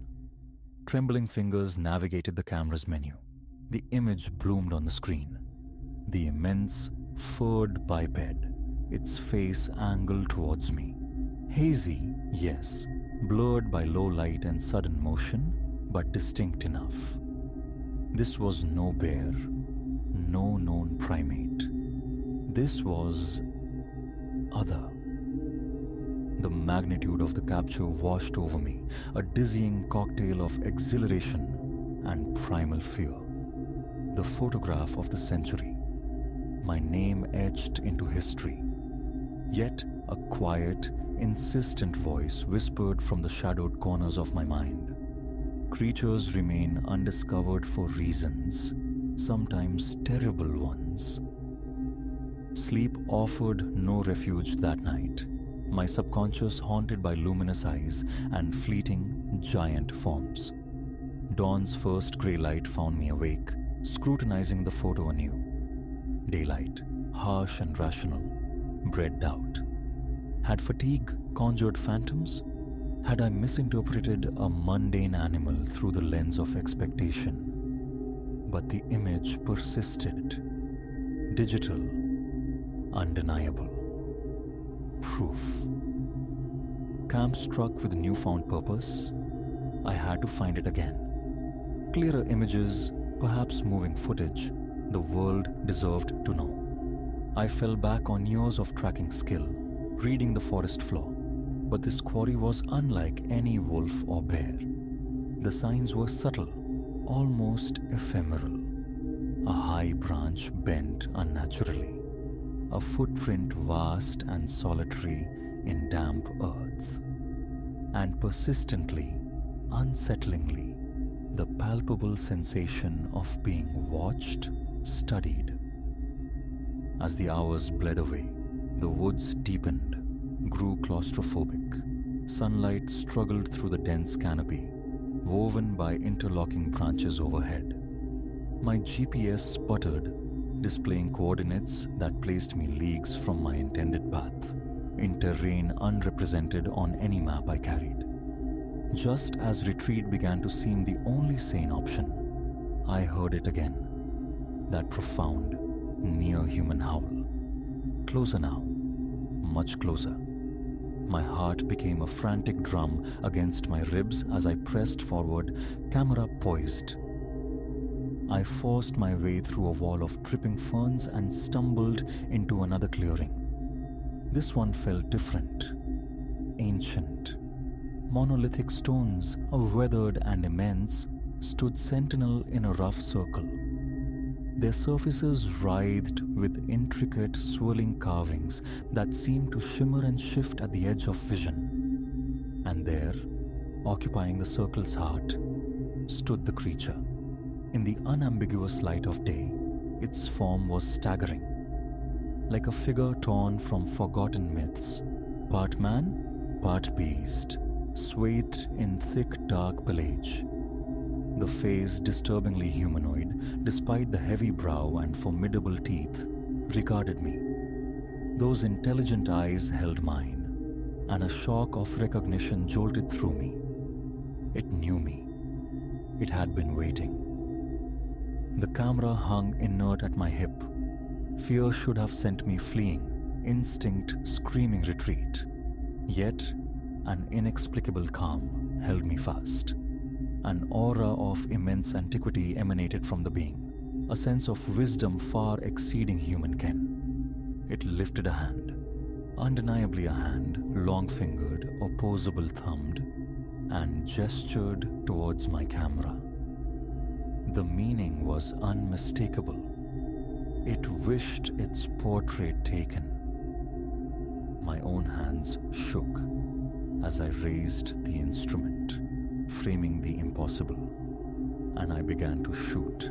The creature posed, turning with deliberate grace, offering different angles, a subject collaborating in its own documentation, the most surreal photo shoot imaginable. When I finally lowered the camera, the being offered a slow nod, an expression of apparent satisfaction. Then it began to ripple, its foam blurred like heat haze rising from asphalt. And abruptly, impossibly, I was staring at myself. A perfect duplicate, down to the streaks of mud on my boots, the fresh scratch on my left hand from a thorny passage. I staggered backward, reality fragmenting. My doppelganger smiled, but the expression was alien on my own features, too broad, too knowing. It spoke, and the voice was mine, yet the syllables were utterly foreign, a language simultaneously primordial and starlit. As the strange words resonated, the symbols etched into the monoliths pulsed with sympathetic light. Vertigo seized me. The clearing spun, trees dissolving into a vortex of green. I felt consciousness abandon me, a fall into darkness without impact. I awoke with a gasp, head throbbing, back in the familiar confines of my tent. My camera lay beside me. A dream? Hallucination? It felt terrifyingly vivid. Then I checked the memory card. The photos were there. The first blurry image from the twilight encounter, and the sequence from the stone circle. Sharp, clear, impossible. As I scrolled through them, ice formed in my gut. In every frame where the creature faced the lens directly, the face staring back was mine. Not merely similar, identical. My face down to the faint crescent scar beneath my chin, a relic of a childhood tumble. What abyss had I skirted? What power resided in that stone circle, those unsettling glyphs? And the most terrifying question, what bond existed between this entity and Elias Vance? My hands trembled as I packed my gear, thoughts racing like panicked deer. Logic dictated I report this, alert scientific bodies, share the discovery that could rewrite anthropology, biology, history itself. Yet, shouldering my pack, a profound, unbidden certainty settled within me. This knowledge was not for the world. Not yet. These were secrets woven into the fabric of existence, ancient and potent, perhaps perilous for unprepared minds. Hiking out, retracing my steps through a forest that now felt watchful and aware, I couldn't escape the feeling that I had left an essential part of myself behind in that clearing.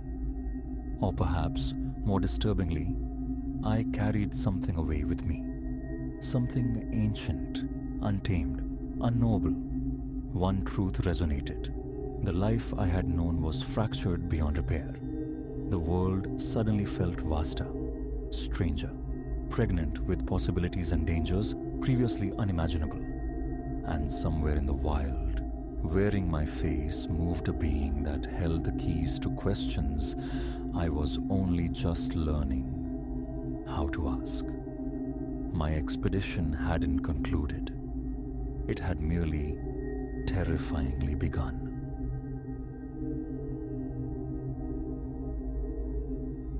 The security monitor gave a convulsive shudder, a brief visual spasm, and in that fractured instant, something impossible registered. An absence where illumination should pool. A fleeting shape where absolute stillness was the rule. A certainty, cold and immediate, settled in my gut. This nocturnal vigil would be unlike the others. My name is Elias. For nigh on 5 years, the City Museum has been my domain after dark. A hushed kingdom of marble and glass where I, the cameras, and relics worth fortunes kept silent company. A tranquil post, usually. But this night breathed a different air. I leaned into the constellation of screens, the lukewarm coffee beside me utterly forgotten. My gaze sweeping the illuminated rectangles. Familiar emptiness greeted me initially. Corridors stretching into shadow, exhibits slumbering under low lights, the phantom gleam of reflections on vitrines. Then it returned. A stutter in the feed from the Nile Antiquities Hall, ephemeral as heat haze, yet suggestive of passage, of something there and then abruptly not. What in blazes? The whisper escaped me, dry against the quiet hum of electronics. My hand reached for the playback toggle, a reflex honed by routine. Before my fingers found the control, a second monitor rippled, the gallery dedicated to medieval armory. My pulse quickened its rhythm against my ribs. One aberrant screen could be dismissed as a technical ghost. Two, flung across disparate wings of the vast building. That bespoke intention. Flashlight clutched, radio in the other hand. I paused at the threshold of the security hub. Only a heartbeat's hesitation. Then I stepped into the echoing expanse. The corridor unrolled before me, a long throat of darkness where my torch beam sent phantoms capering along the walls. Every fiber screamed retreat, urged a call for backup. Yet, I knew. By the time reinforcements navigated the sleeping city, whatever entity disturbed this slumbering giant could dissolve back into the night. My own footfalls became amplified percussion on the polished stone as I navigated towards the Nile exhibits. The atmosphere felt thick, charged with a static tension that prickled the skin. Rounding a corner, the beam of my light snagged on the incandescent gleam of the pharaoh's golden death mask. I swept the light methodically across the chamber, half braced to catch a figure melting behind a sarcophagus. Nothing. Only the impassive stare of millennia-old statues and artifacts keeping their eternal, silent counsel. Just as I pivoted to withdraw, a detail snagged my attention. An imperfection on the polished glass encasing a set of alabaster canopic jars. Closer, I leaned in, my own breath misting the surface. A handprint, oily, distinct, and undeniably fresh.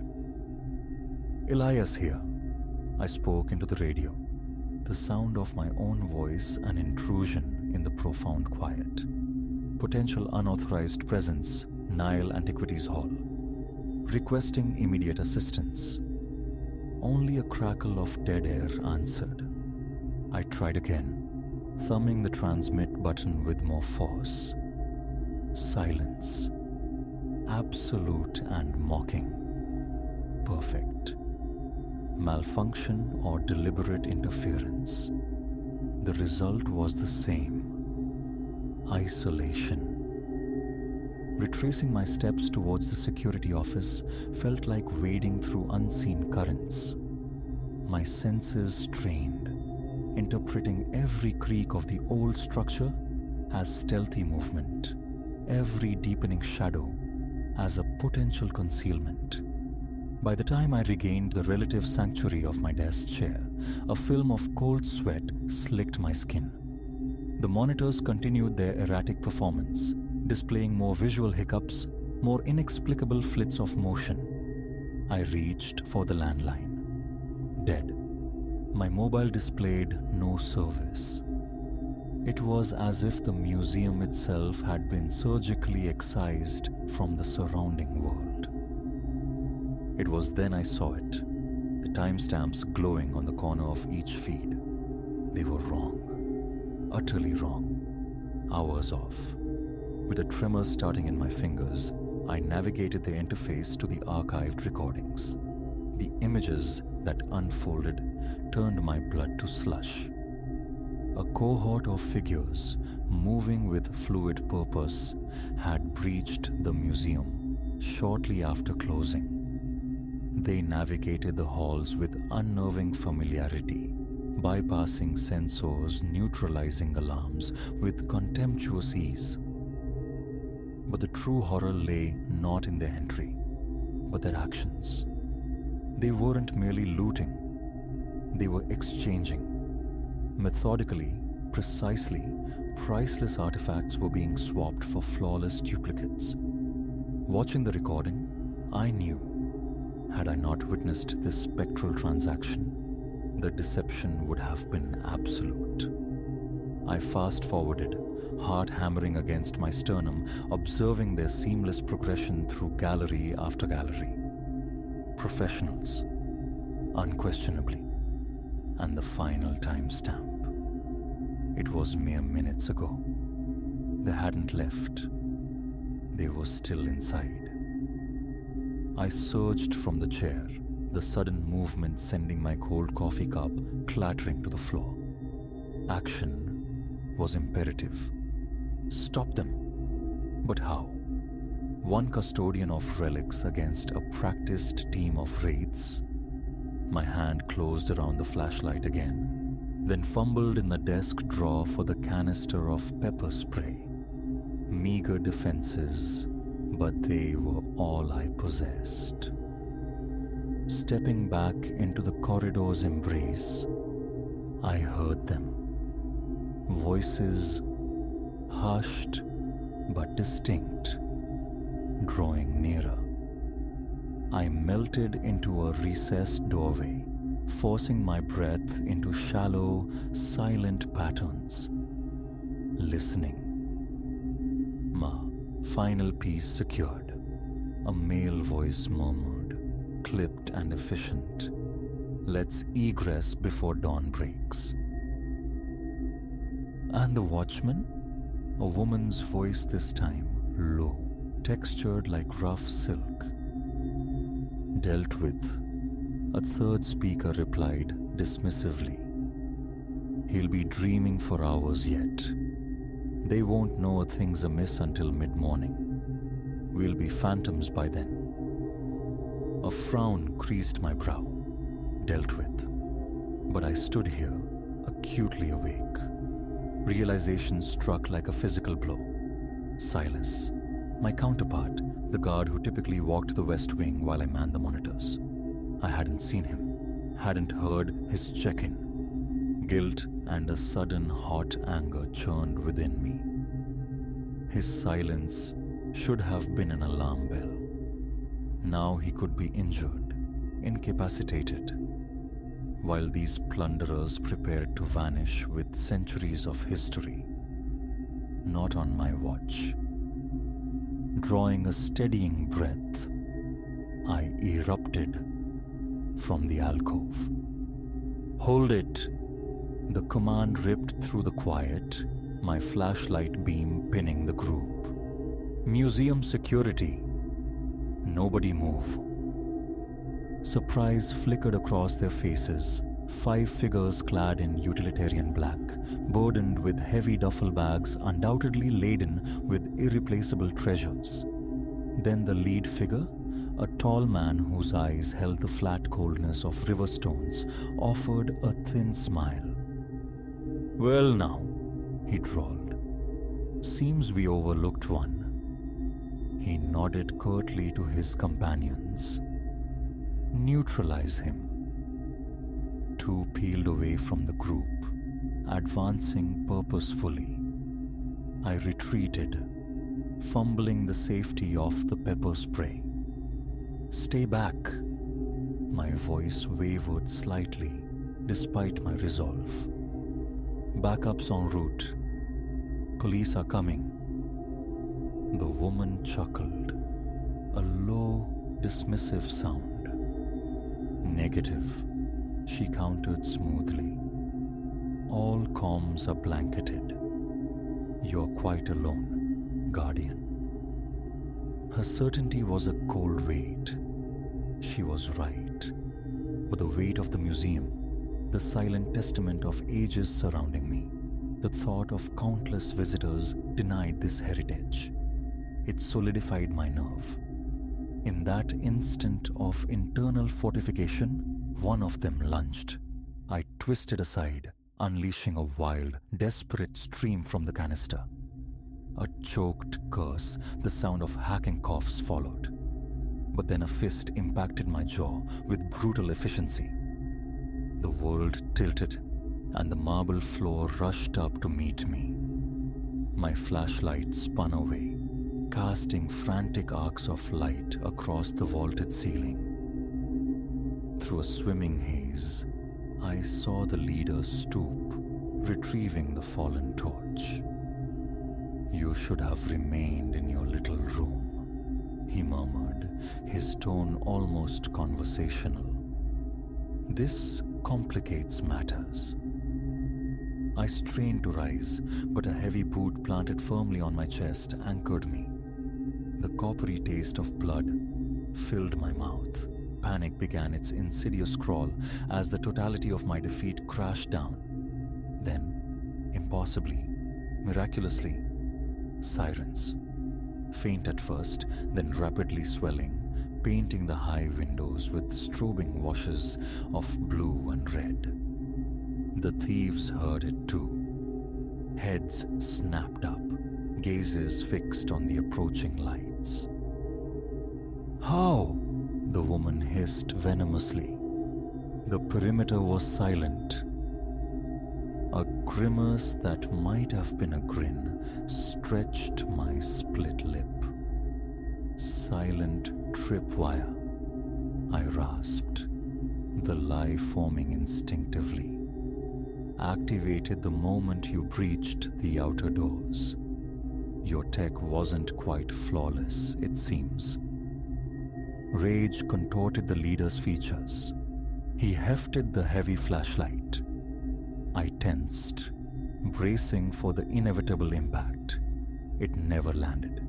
Instead, the shattering symphony of breaking glass erupted nearby, followed by amplified shouts. "Police! Freeze! Hands where we can see them!" The ensuing moments were a chaotic ballet of shadows and commands. The weight vanished from my chest as the thieves scattered like startled crows. More shouting, the frantic drumming of running feet, the sharp crack of a single gunshot reverberating through the museum's hollow chambers. And then, as suddenly as it began, an abrupt, ringing silence descended. Gentle hands were helping me upright. A police officer, her expression etched with concern, peered into my face. "Sir, are you injured?" I managed a nod, wincing as pain flared along my jaw. "Think I'm okay. Did you—" Her face broke into a relieved smile. "Secured. All 5 plus their cargo. You held the line, kept them pinned. Good work." Relief washed through me, potent as liquor, leaving me weak-kneed as the adrenaline tide receded. Escorted towards the museum's grand entrance and a waiting ambulance, I saw them, the thieves, cuffed and being guided into squad cars. The leader's eyes met mine as an officer urged him into the back seat. The look he directed at me was pure, distilled loathing. A tremor might have run through me, but it was overlaid by an unexpected, fierce surge of pride. I had stood my ground. The museum, its history, remained inviolate. As paramedics fussed over my injuries, I watched the first blush of dawn paint the city skyline. Soon, the great doors would open.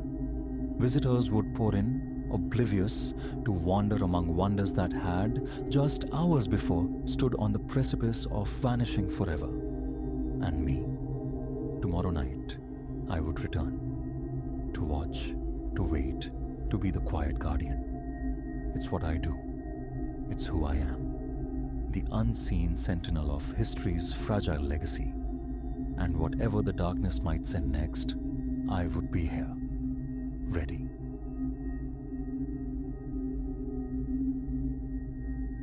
Some 8 months passed, I took up the mantle of night sentinel at the city's art museum, a means to supplement my income while keeping daylight hours unfettered. The nocturnal serenity suited me. Navigating those hushed corridors offered a unique solace, a quietude absent from the waking world. Our typical disturbances were minor: alarms, crying wolf, a forgotten key in a storeroom lock. Never had I encountered anything truly aberrant, felt the whisper of unease, until a month ago.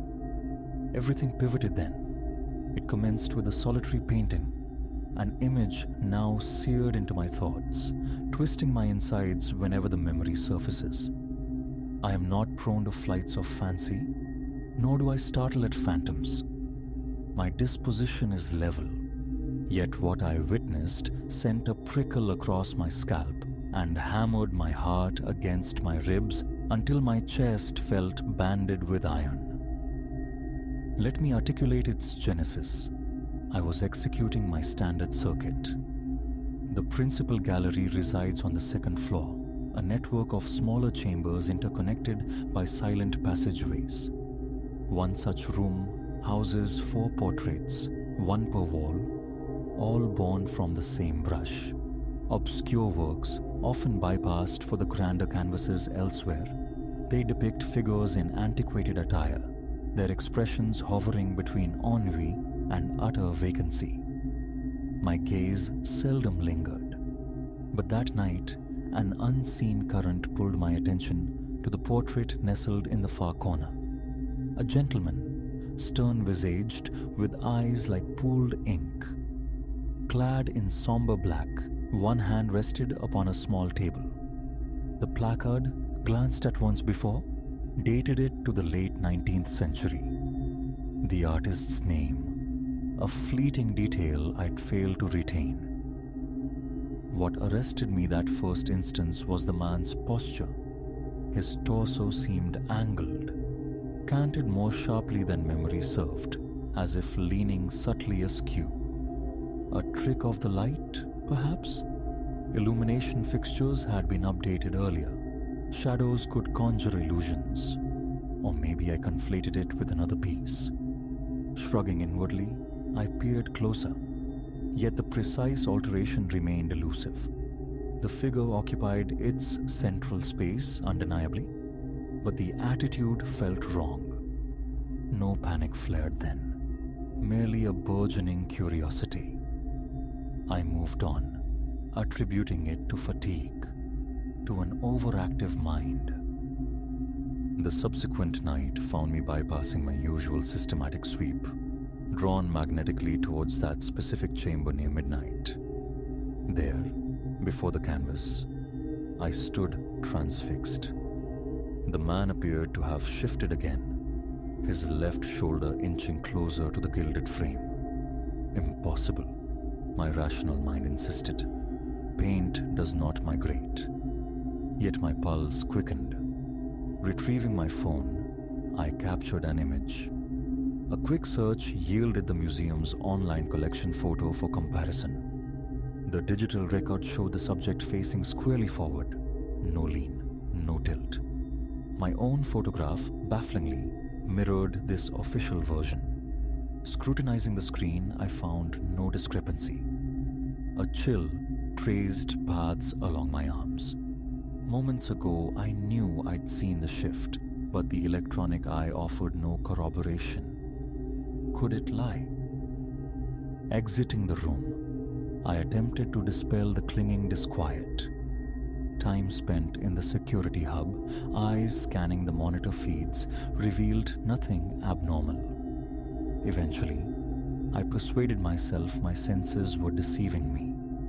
Weariness, compounded by the subtlety of the perceived change, pointed towards imagination. Still, the unease trailed me home long after my shift concluded. a persistent doubt undermining my attempts at self-reassurance. Over the ensuing nights, an irresistible compulsion drew me back to that room, again and again. Each visit tightened the knot of dread in my chest.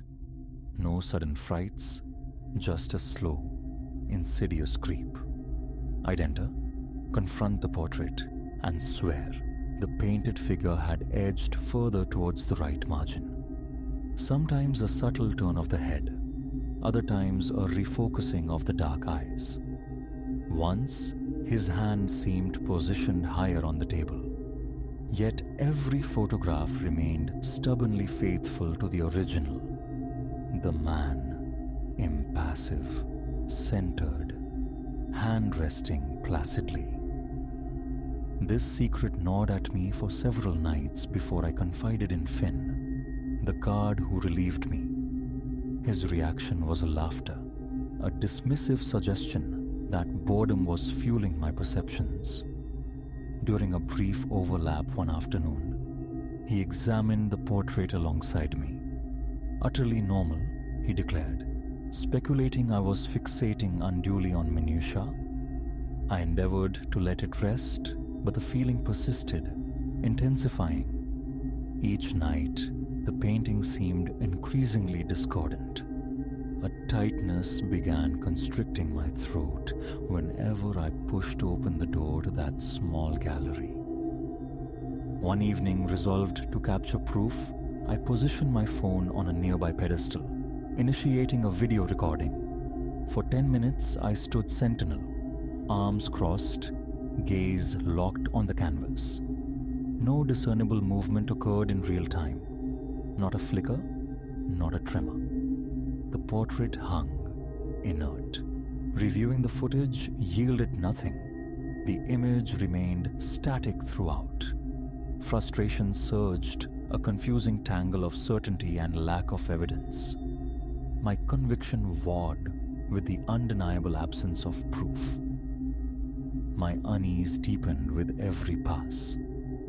A jolt of adrenaline accompanied each glance toward the corner. Heat bloomed in my face, my fingers instinctively tightening. Perspiration beaded more freely during my rounds, dampening my collar. Dread became my shadow as I approached that room. Yet avoidance felt impossible. A perverse need to confirm the phenomenon, or confirm my own sanity's erosion, propelled me forward. My stomach churned whenever I rounded the corridor leading to the portrait. Roughly a fortnight into this ordeal, the figure seemed poised perilously close to the frame's boundary. I could perceive the man's shoulder nearly touching the right border. The table now sat at a pronounced slant, his hand hovering near the wood's varnished edge. At this juncture, I pursued a different course. I petitioned Ms. Aris, the museum curator, to inspect the painting during daylight hours. Preoccupied, she eventually acquiesced, meeting me in the quiet room. Her assessment was swift, normal. The placard checked, the canvas scrutinized, nothing amiss in her view. I indicated the torso's pronounced angle. A shrug. It has always appeared thus, she countered smoothly. Had she older photographs?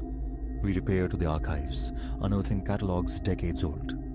An image from 30 years prior surfaced. It matched the online version. The man centered, subtly turned, yet lacking the extremity I perceived nightly. Miss Aris saw no deviation. Staring at the monochrome print, the hairs on my nape prickled. I knew it differed from the canvas before me, yet her expert eye registered nothing untoward. That night, my nerves felt raw, stretched taut. Arriving in the room around 11:30, I set my flashlight upon a bench and simply observed. The longer I stared, the more unshakable my certainty became. The painted man was now leaning so profoundly sideways, he appeared almost to be exiting the frame. No brushstrokes seemed disturbed, yet the entire form had undeniably shifted. My breathing grew shallow, a tremor starting in my legs. Swallowing proved difficult, my mouth arid. Wiping sweat from my brow, I drew my phone once more. Another photograph snapped. Another immediate check. The standard version stared back, devoid of any positional anomaly. A wave of impotent fury washed over me. The urge to hurl the device was strong, but I quelled it, pocketing the phone. For an hour I remained, pacing, scrutinizing. Perhaps sustained observation would reveal the motion itself. Nothing. A headache began to throb, born of clenched teeth and relentless tension. Leaving the room, I resumed my rounds, but each return visit seemed to show the figure progressing further towards the edge. By 3 in the morning, his foot appeared almost obscured near the bottom border. His face angled more sharply rightward, the corner of one eye seeming to track me. My heart hammered, a deafening pulse in my ears. My arms felt unsteady. Repeatedly, I dried my damp palms against my uniform trousers. The impulse to call someone warred with the absurdity of explaining the inexplicable. The following morning I approached Finn again, my voice strained. I confessed the escalating fear, the lost sleep, pleaded for his help in confirming what I saw. He agreed, albeit skeptically, to arrive early for his shift. Around midnight, he joined me. We proceeded to the room. "Look carefully," I urged. He nodded. "Right. Man. Center. Black jacket, hand on a table." His description matched the official record, not the skewed reality confronting me. He perceived no unusual tilt, no migration towards the frame. The same painting it always was, he insisted. Panic surged, cold and sharp. Why could no one else see it? I pressed him for details. He reiterated the standard composition. Sweat trickled down my spine, my skin prickling. Gesturing towards the edges, I tried desperately to illustrate the discrepancy, but he merely shook his head, gently suggesting I needed rest, perhaps a break. 2 days later, a new tactic. Small strips of adhesive tape placed discreetly on the wall, marking reference points around the frame. My hope was to document a misalignment between the painted figure and these markers. The next morning revealed the tape undisturbed, the painting perfectly aligned within its established perimeter. Physical inspection of the canvas edges yielded no evidence of shifting. Measurably, it remained fixed. Visually, to my eyes alone, it moved. Sleep became elusive, even by day. Lying in bed, the image would intrude, the man in the portrait leaning, his dark eyes fixed. A persistent weight settled in my chest. Tension became my constant companion. Small noises made me jump, my patience frayed thin. Approaching work filled me with anxiety, yet I continued, driven by financial necessity and a morbid curiosity to witness the painting's ultimate destination. Was it some elaborate optical trick? Some latent feature revealed only under specific nocturnal conditions? But that failed to explain the solitude of my perception. Perhaps a week passed, I entered the gallery room to find the man nearly halfway liberated from the canvas. He appeared to be physically stepping onto the gallery floor, one hand braced against the frame itself, seemingly gripping the gilded wood. My stomach plummeted. My heart thrashed, blurring my vision at the edges. Cold perspiration beaded on my temples as I stood, paralyzed. Trembling, I extended a hand, touching the painted surface. Smooth, flat canvas met my fingertips. I traced the area where his hand appeared to clutch the frame. Only inert pigment and fabric. No raised texture, no physical anomaly. Yet my sight screamed he was climbing out. Yanking my hand back, I wiped dampness on my trousers, retreating into the hallway, gasping for breath. Enough. Using the internal line, I contacted Mr. Thorne, head of security, citing sudden illness. Clocking out early, I sought refuge at home. That was the last week. Vacation days provided a buffer, a necessary distance from the museum. Nights were spent trying to quell the internal tremor. A physician found me physically sound, save for elevated blood pressure, likely stress-induced. I omitted the painting from my account, wary of sounding delusional. Yet even home offered no true sanctuary. The image persisted, vivid and unsettling. Yesterday mandated my return. Rent waits for no man. I entered the museum premises near 10. An hour before my shift, the familiar quiet now charged with a personal tension. Sweat prickled my skin more readily than usual. I made straight for the That gallery. Stepping inside, my gaze snapped to the corner portrait, centered, facing forward, hand resting innocuously on the table. The figure occupied its documented position precisely as it should. No lean, no phantom limb reaching for freedom. I stood, staring, breath catching in short, sharp bursts. Relief washed over me, swiftly followed by profound confusion. Touching the frame confirmed its normalcy. Was the phenomenon concluded? The remainder of the night unfolded under a cloud of apprehension. My heart rate refused to fully settle. Periodic checks of the room revealed no change. The painting remained stubbornly conventional, even to my perception. Had it reached its apogee during my absence, only to retreat?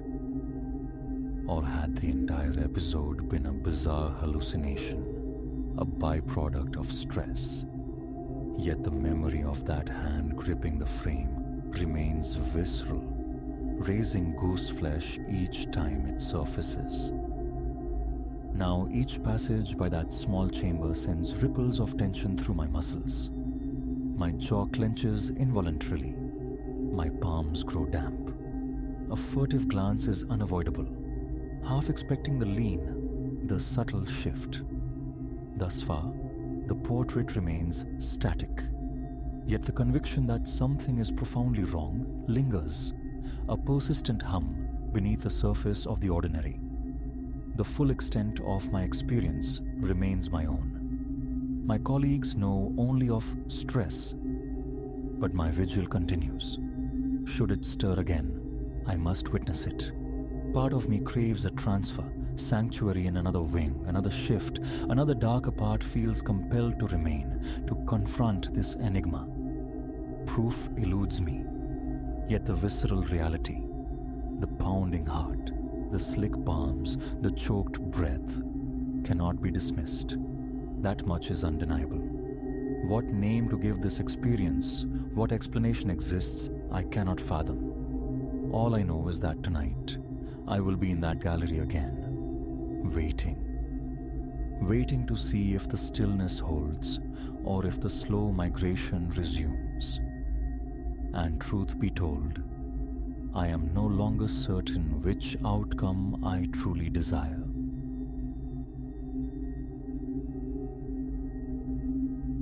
A flicker in the rearview glass, his eyes pinning mine. And just like that, the mundane fabric of the night ripped open, revealing the abyss beneath. My mistake wasn't picking him up.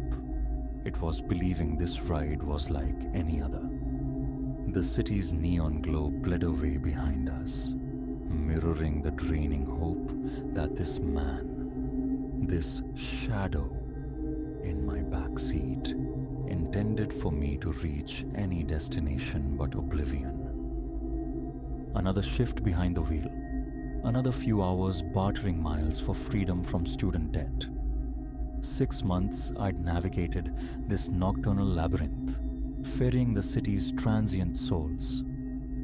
The tipsy collegians, the frantic suits, the wide-eyed tourists hungry for anecdotes. Predictable orbits mostly. Until tonight. The last fare, a laughing couple deposited near a glittering downtown bistro, vanished into memory as the app chimed its summons. A silent street, lamplit and hushed, deep in the residential warren. He waited under a sycamore, a figure etched in shadow, maybe mid-30s, swallowed by a dark hoodie, face a blur beneath the cowl. Silas. The name felt foreign on my tongue, a formality against the backdrop of unease. A curt nod. He folded himself into the back, bringing with him an unsettling aroma, the ghost of old perspiration tangled with a sharp, coppery tang. Destination? I queried, my eyes finding his briefly in the mirror. The highway, came the reply, a voice like stones tumbling in a dry well. North. I'll guide you. Unconventional, sure, but not unprecedented. Some riders preferred the slow reveal. I offered a conversational gambit, the usual filler about the evening's end. Silas offered only a grunt, a verbal shrug that sealed the car in silence. We devoured miles. Streetlights thinned, brick facades yielded to sprawling lawns, then dissolved entirely into the vast, ink-dark canvas of the countryside. An hour bled away. Still no exit, only the hypnotic drone of the engine. Look, I ventured, aiming for casual. This is quite the trek. You certain of the route? And then the mirror caught it. Not just his reflection, but his gaze. Cold. Utterly devoid of warmth, yet alight with a chillingly serene anticipation. It locked onto mine. A predator sighting prey. Keep driving, he commanded, the gravel in his voice hardening into granite. My pulse hammered against my ribs, a frantic bird trapped in a cage. Sweat slicked my palms on the wheel. This wasn't right. A visceral wrongness permeated the air. Listen, I stammered, voice betraying the tremor within. Maybe there's some confusion. I can just turn back. Drive. The word sliced through my protest, sharp and final. A subtle shift in the back seat, a peripheral flicker. Then, the unmistakable gleam against the dark fabric of his clothes. Steel. A blade. Ice water sluiced through my veins. Trapped. Miles from anywhere, sealed in this metal capsule with an armed man, whose intentions were becoming terrifyingly clear. All right, I conceded, one hand lifting slightly from the wheel, a useless gesture of surrender. Okay, we keep going. My thoughts scrambled, a chaotic frenzy seeking an escape route that didn't exist. Stop. He'd be on me before the door clicked open. Crash. At this velocity, it was suicide roulette. My phone, perched innocuously on its cradle, felt galaxies away, unusable without triggering his wrath. Next exit, Silas decreed abruptly. I obeyed, numbly flicking the indicator. The highway peeled away, replaced by a serpentine track swallowed by dense woods. Darkness absolute, save for my headlights carving a tunnel through the trees. No houses, no lights, just the suffocating presence of the forest. "Fork, go right." He leaned forward, his proximity a palpable threat. The asphalt dissolved into rutted earth. Branches clawed at the car's paintwork like skeletal fingers. I eased off the accelerator, navigating the uneven ground.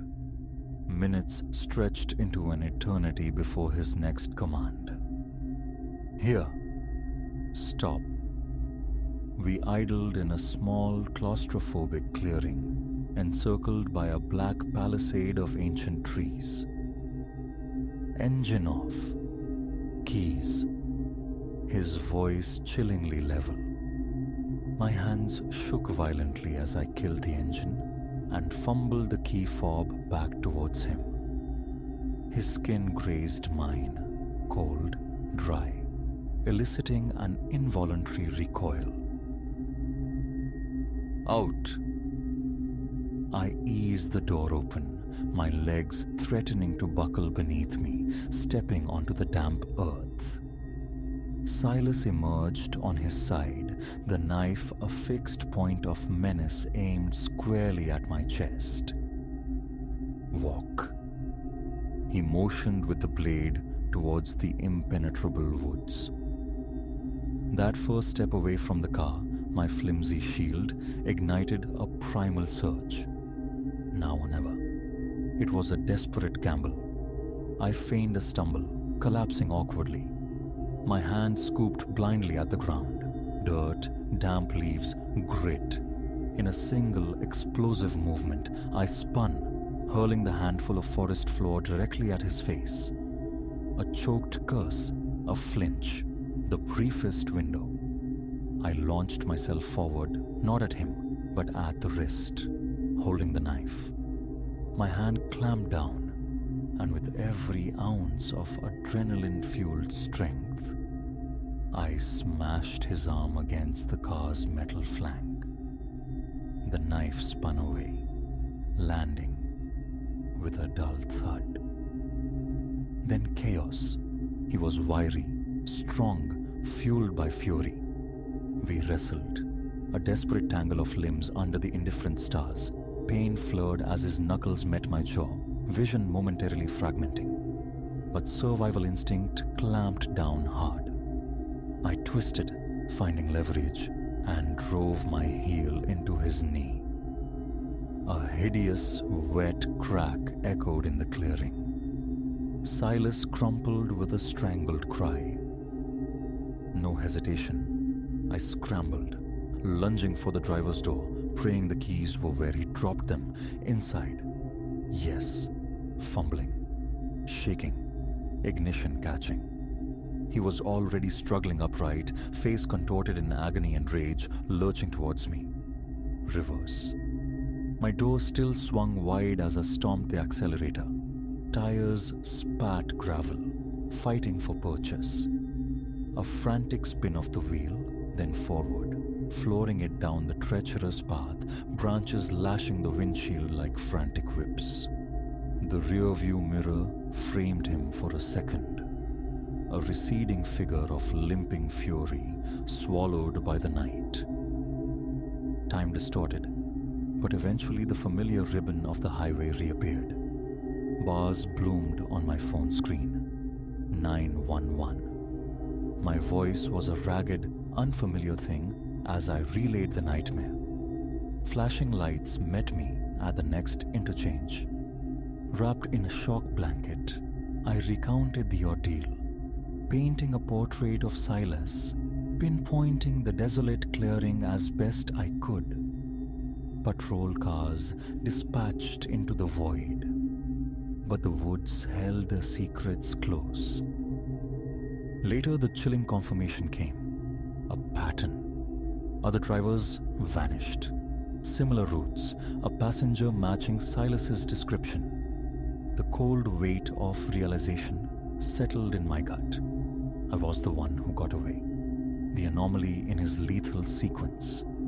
The near miss left me hollowed out, nauseated by the proximity to death. Driving for strangers again. Impossible. The mere thought conjured a suffocating dread, a paralysis born of that night. Sleep offered no refuge, haunted by the glint of polished steel, by eyes like chips of winter ice, by the suffocating helplessness of that endless drive into darkness. Silas evaporated, swallowed by the wilderness or the indifferent sprawl of the world. They never found him. Now headlights illuminating a solitary figure by the roadside trigger an automatic spike of adrenaline, a cold sweat blooming on my palms. The rearview mirror has become a source of obsession, a portal I half expect to reveal that chilling, calculating gaze. Logic dictates the rarity of such encounters, assures me that most fares are just journeys, not traps. Yet that night recalibrated my reality. It exposed the terrifying fragility of safety, the razor-thin membrane between the ordinary and the lethal, the profound vulnerability inherent in trusting the unknown face in the back seat. When friends mention catching a ride, a warning springs unbidden to my lips. Heed your gut. Don't hesitate to abort. Because I learned, viscerally, irrevocably, that the most dangerous shadows aren't always lurking outside. Sometimes they share your air, watch your reflection, and quietly tell you to keep driving.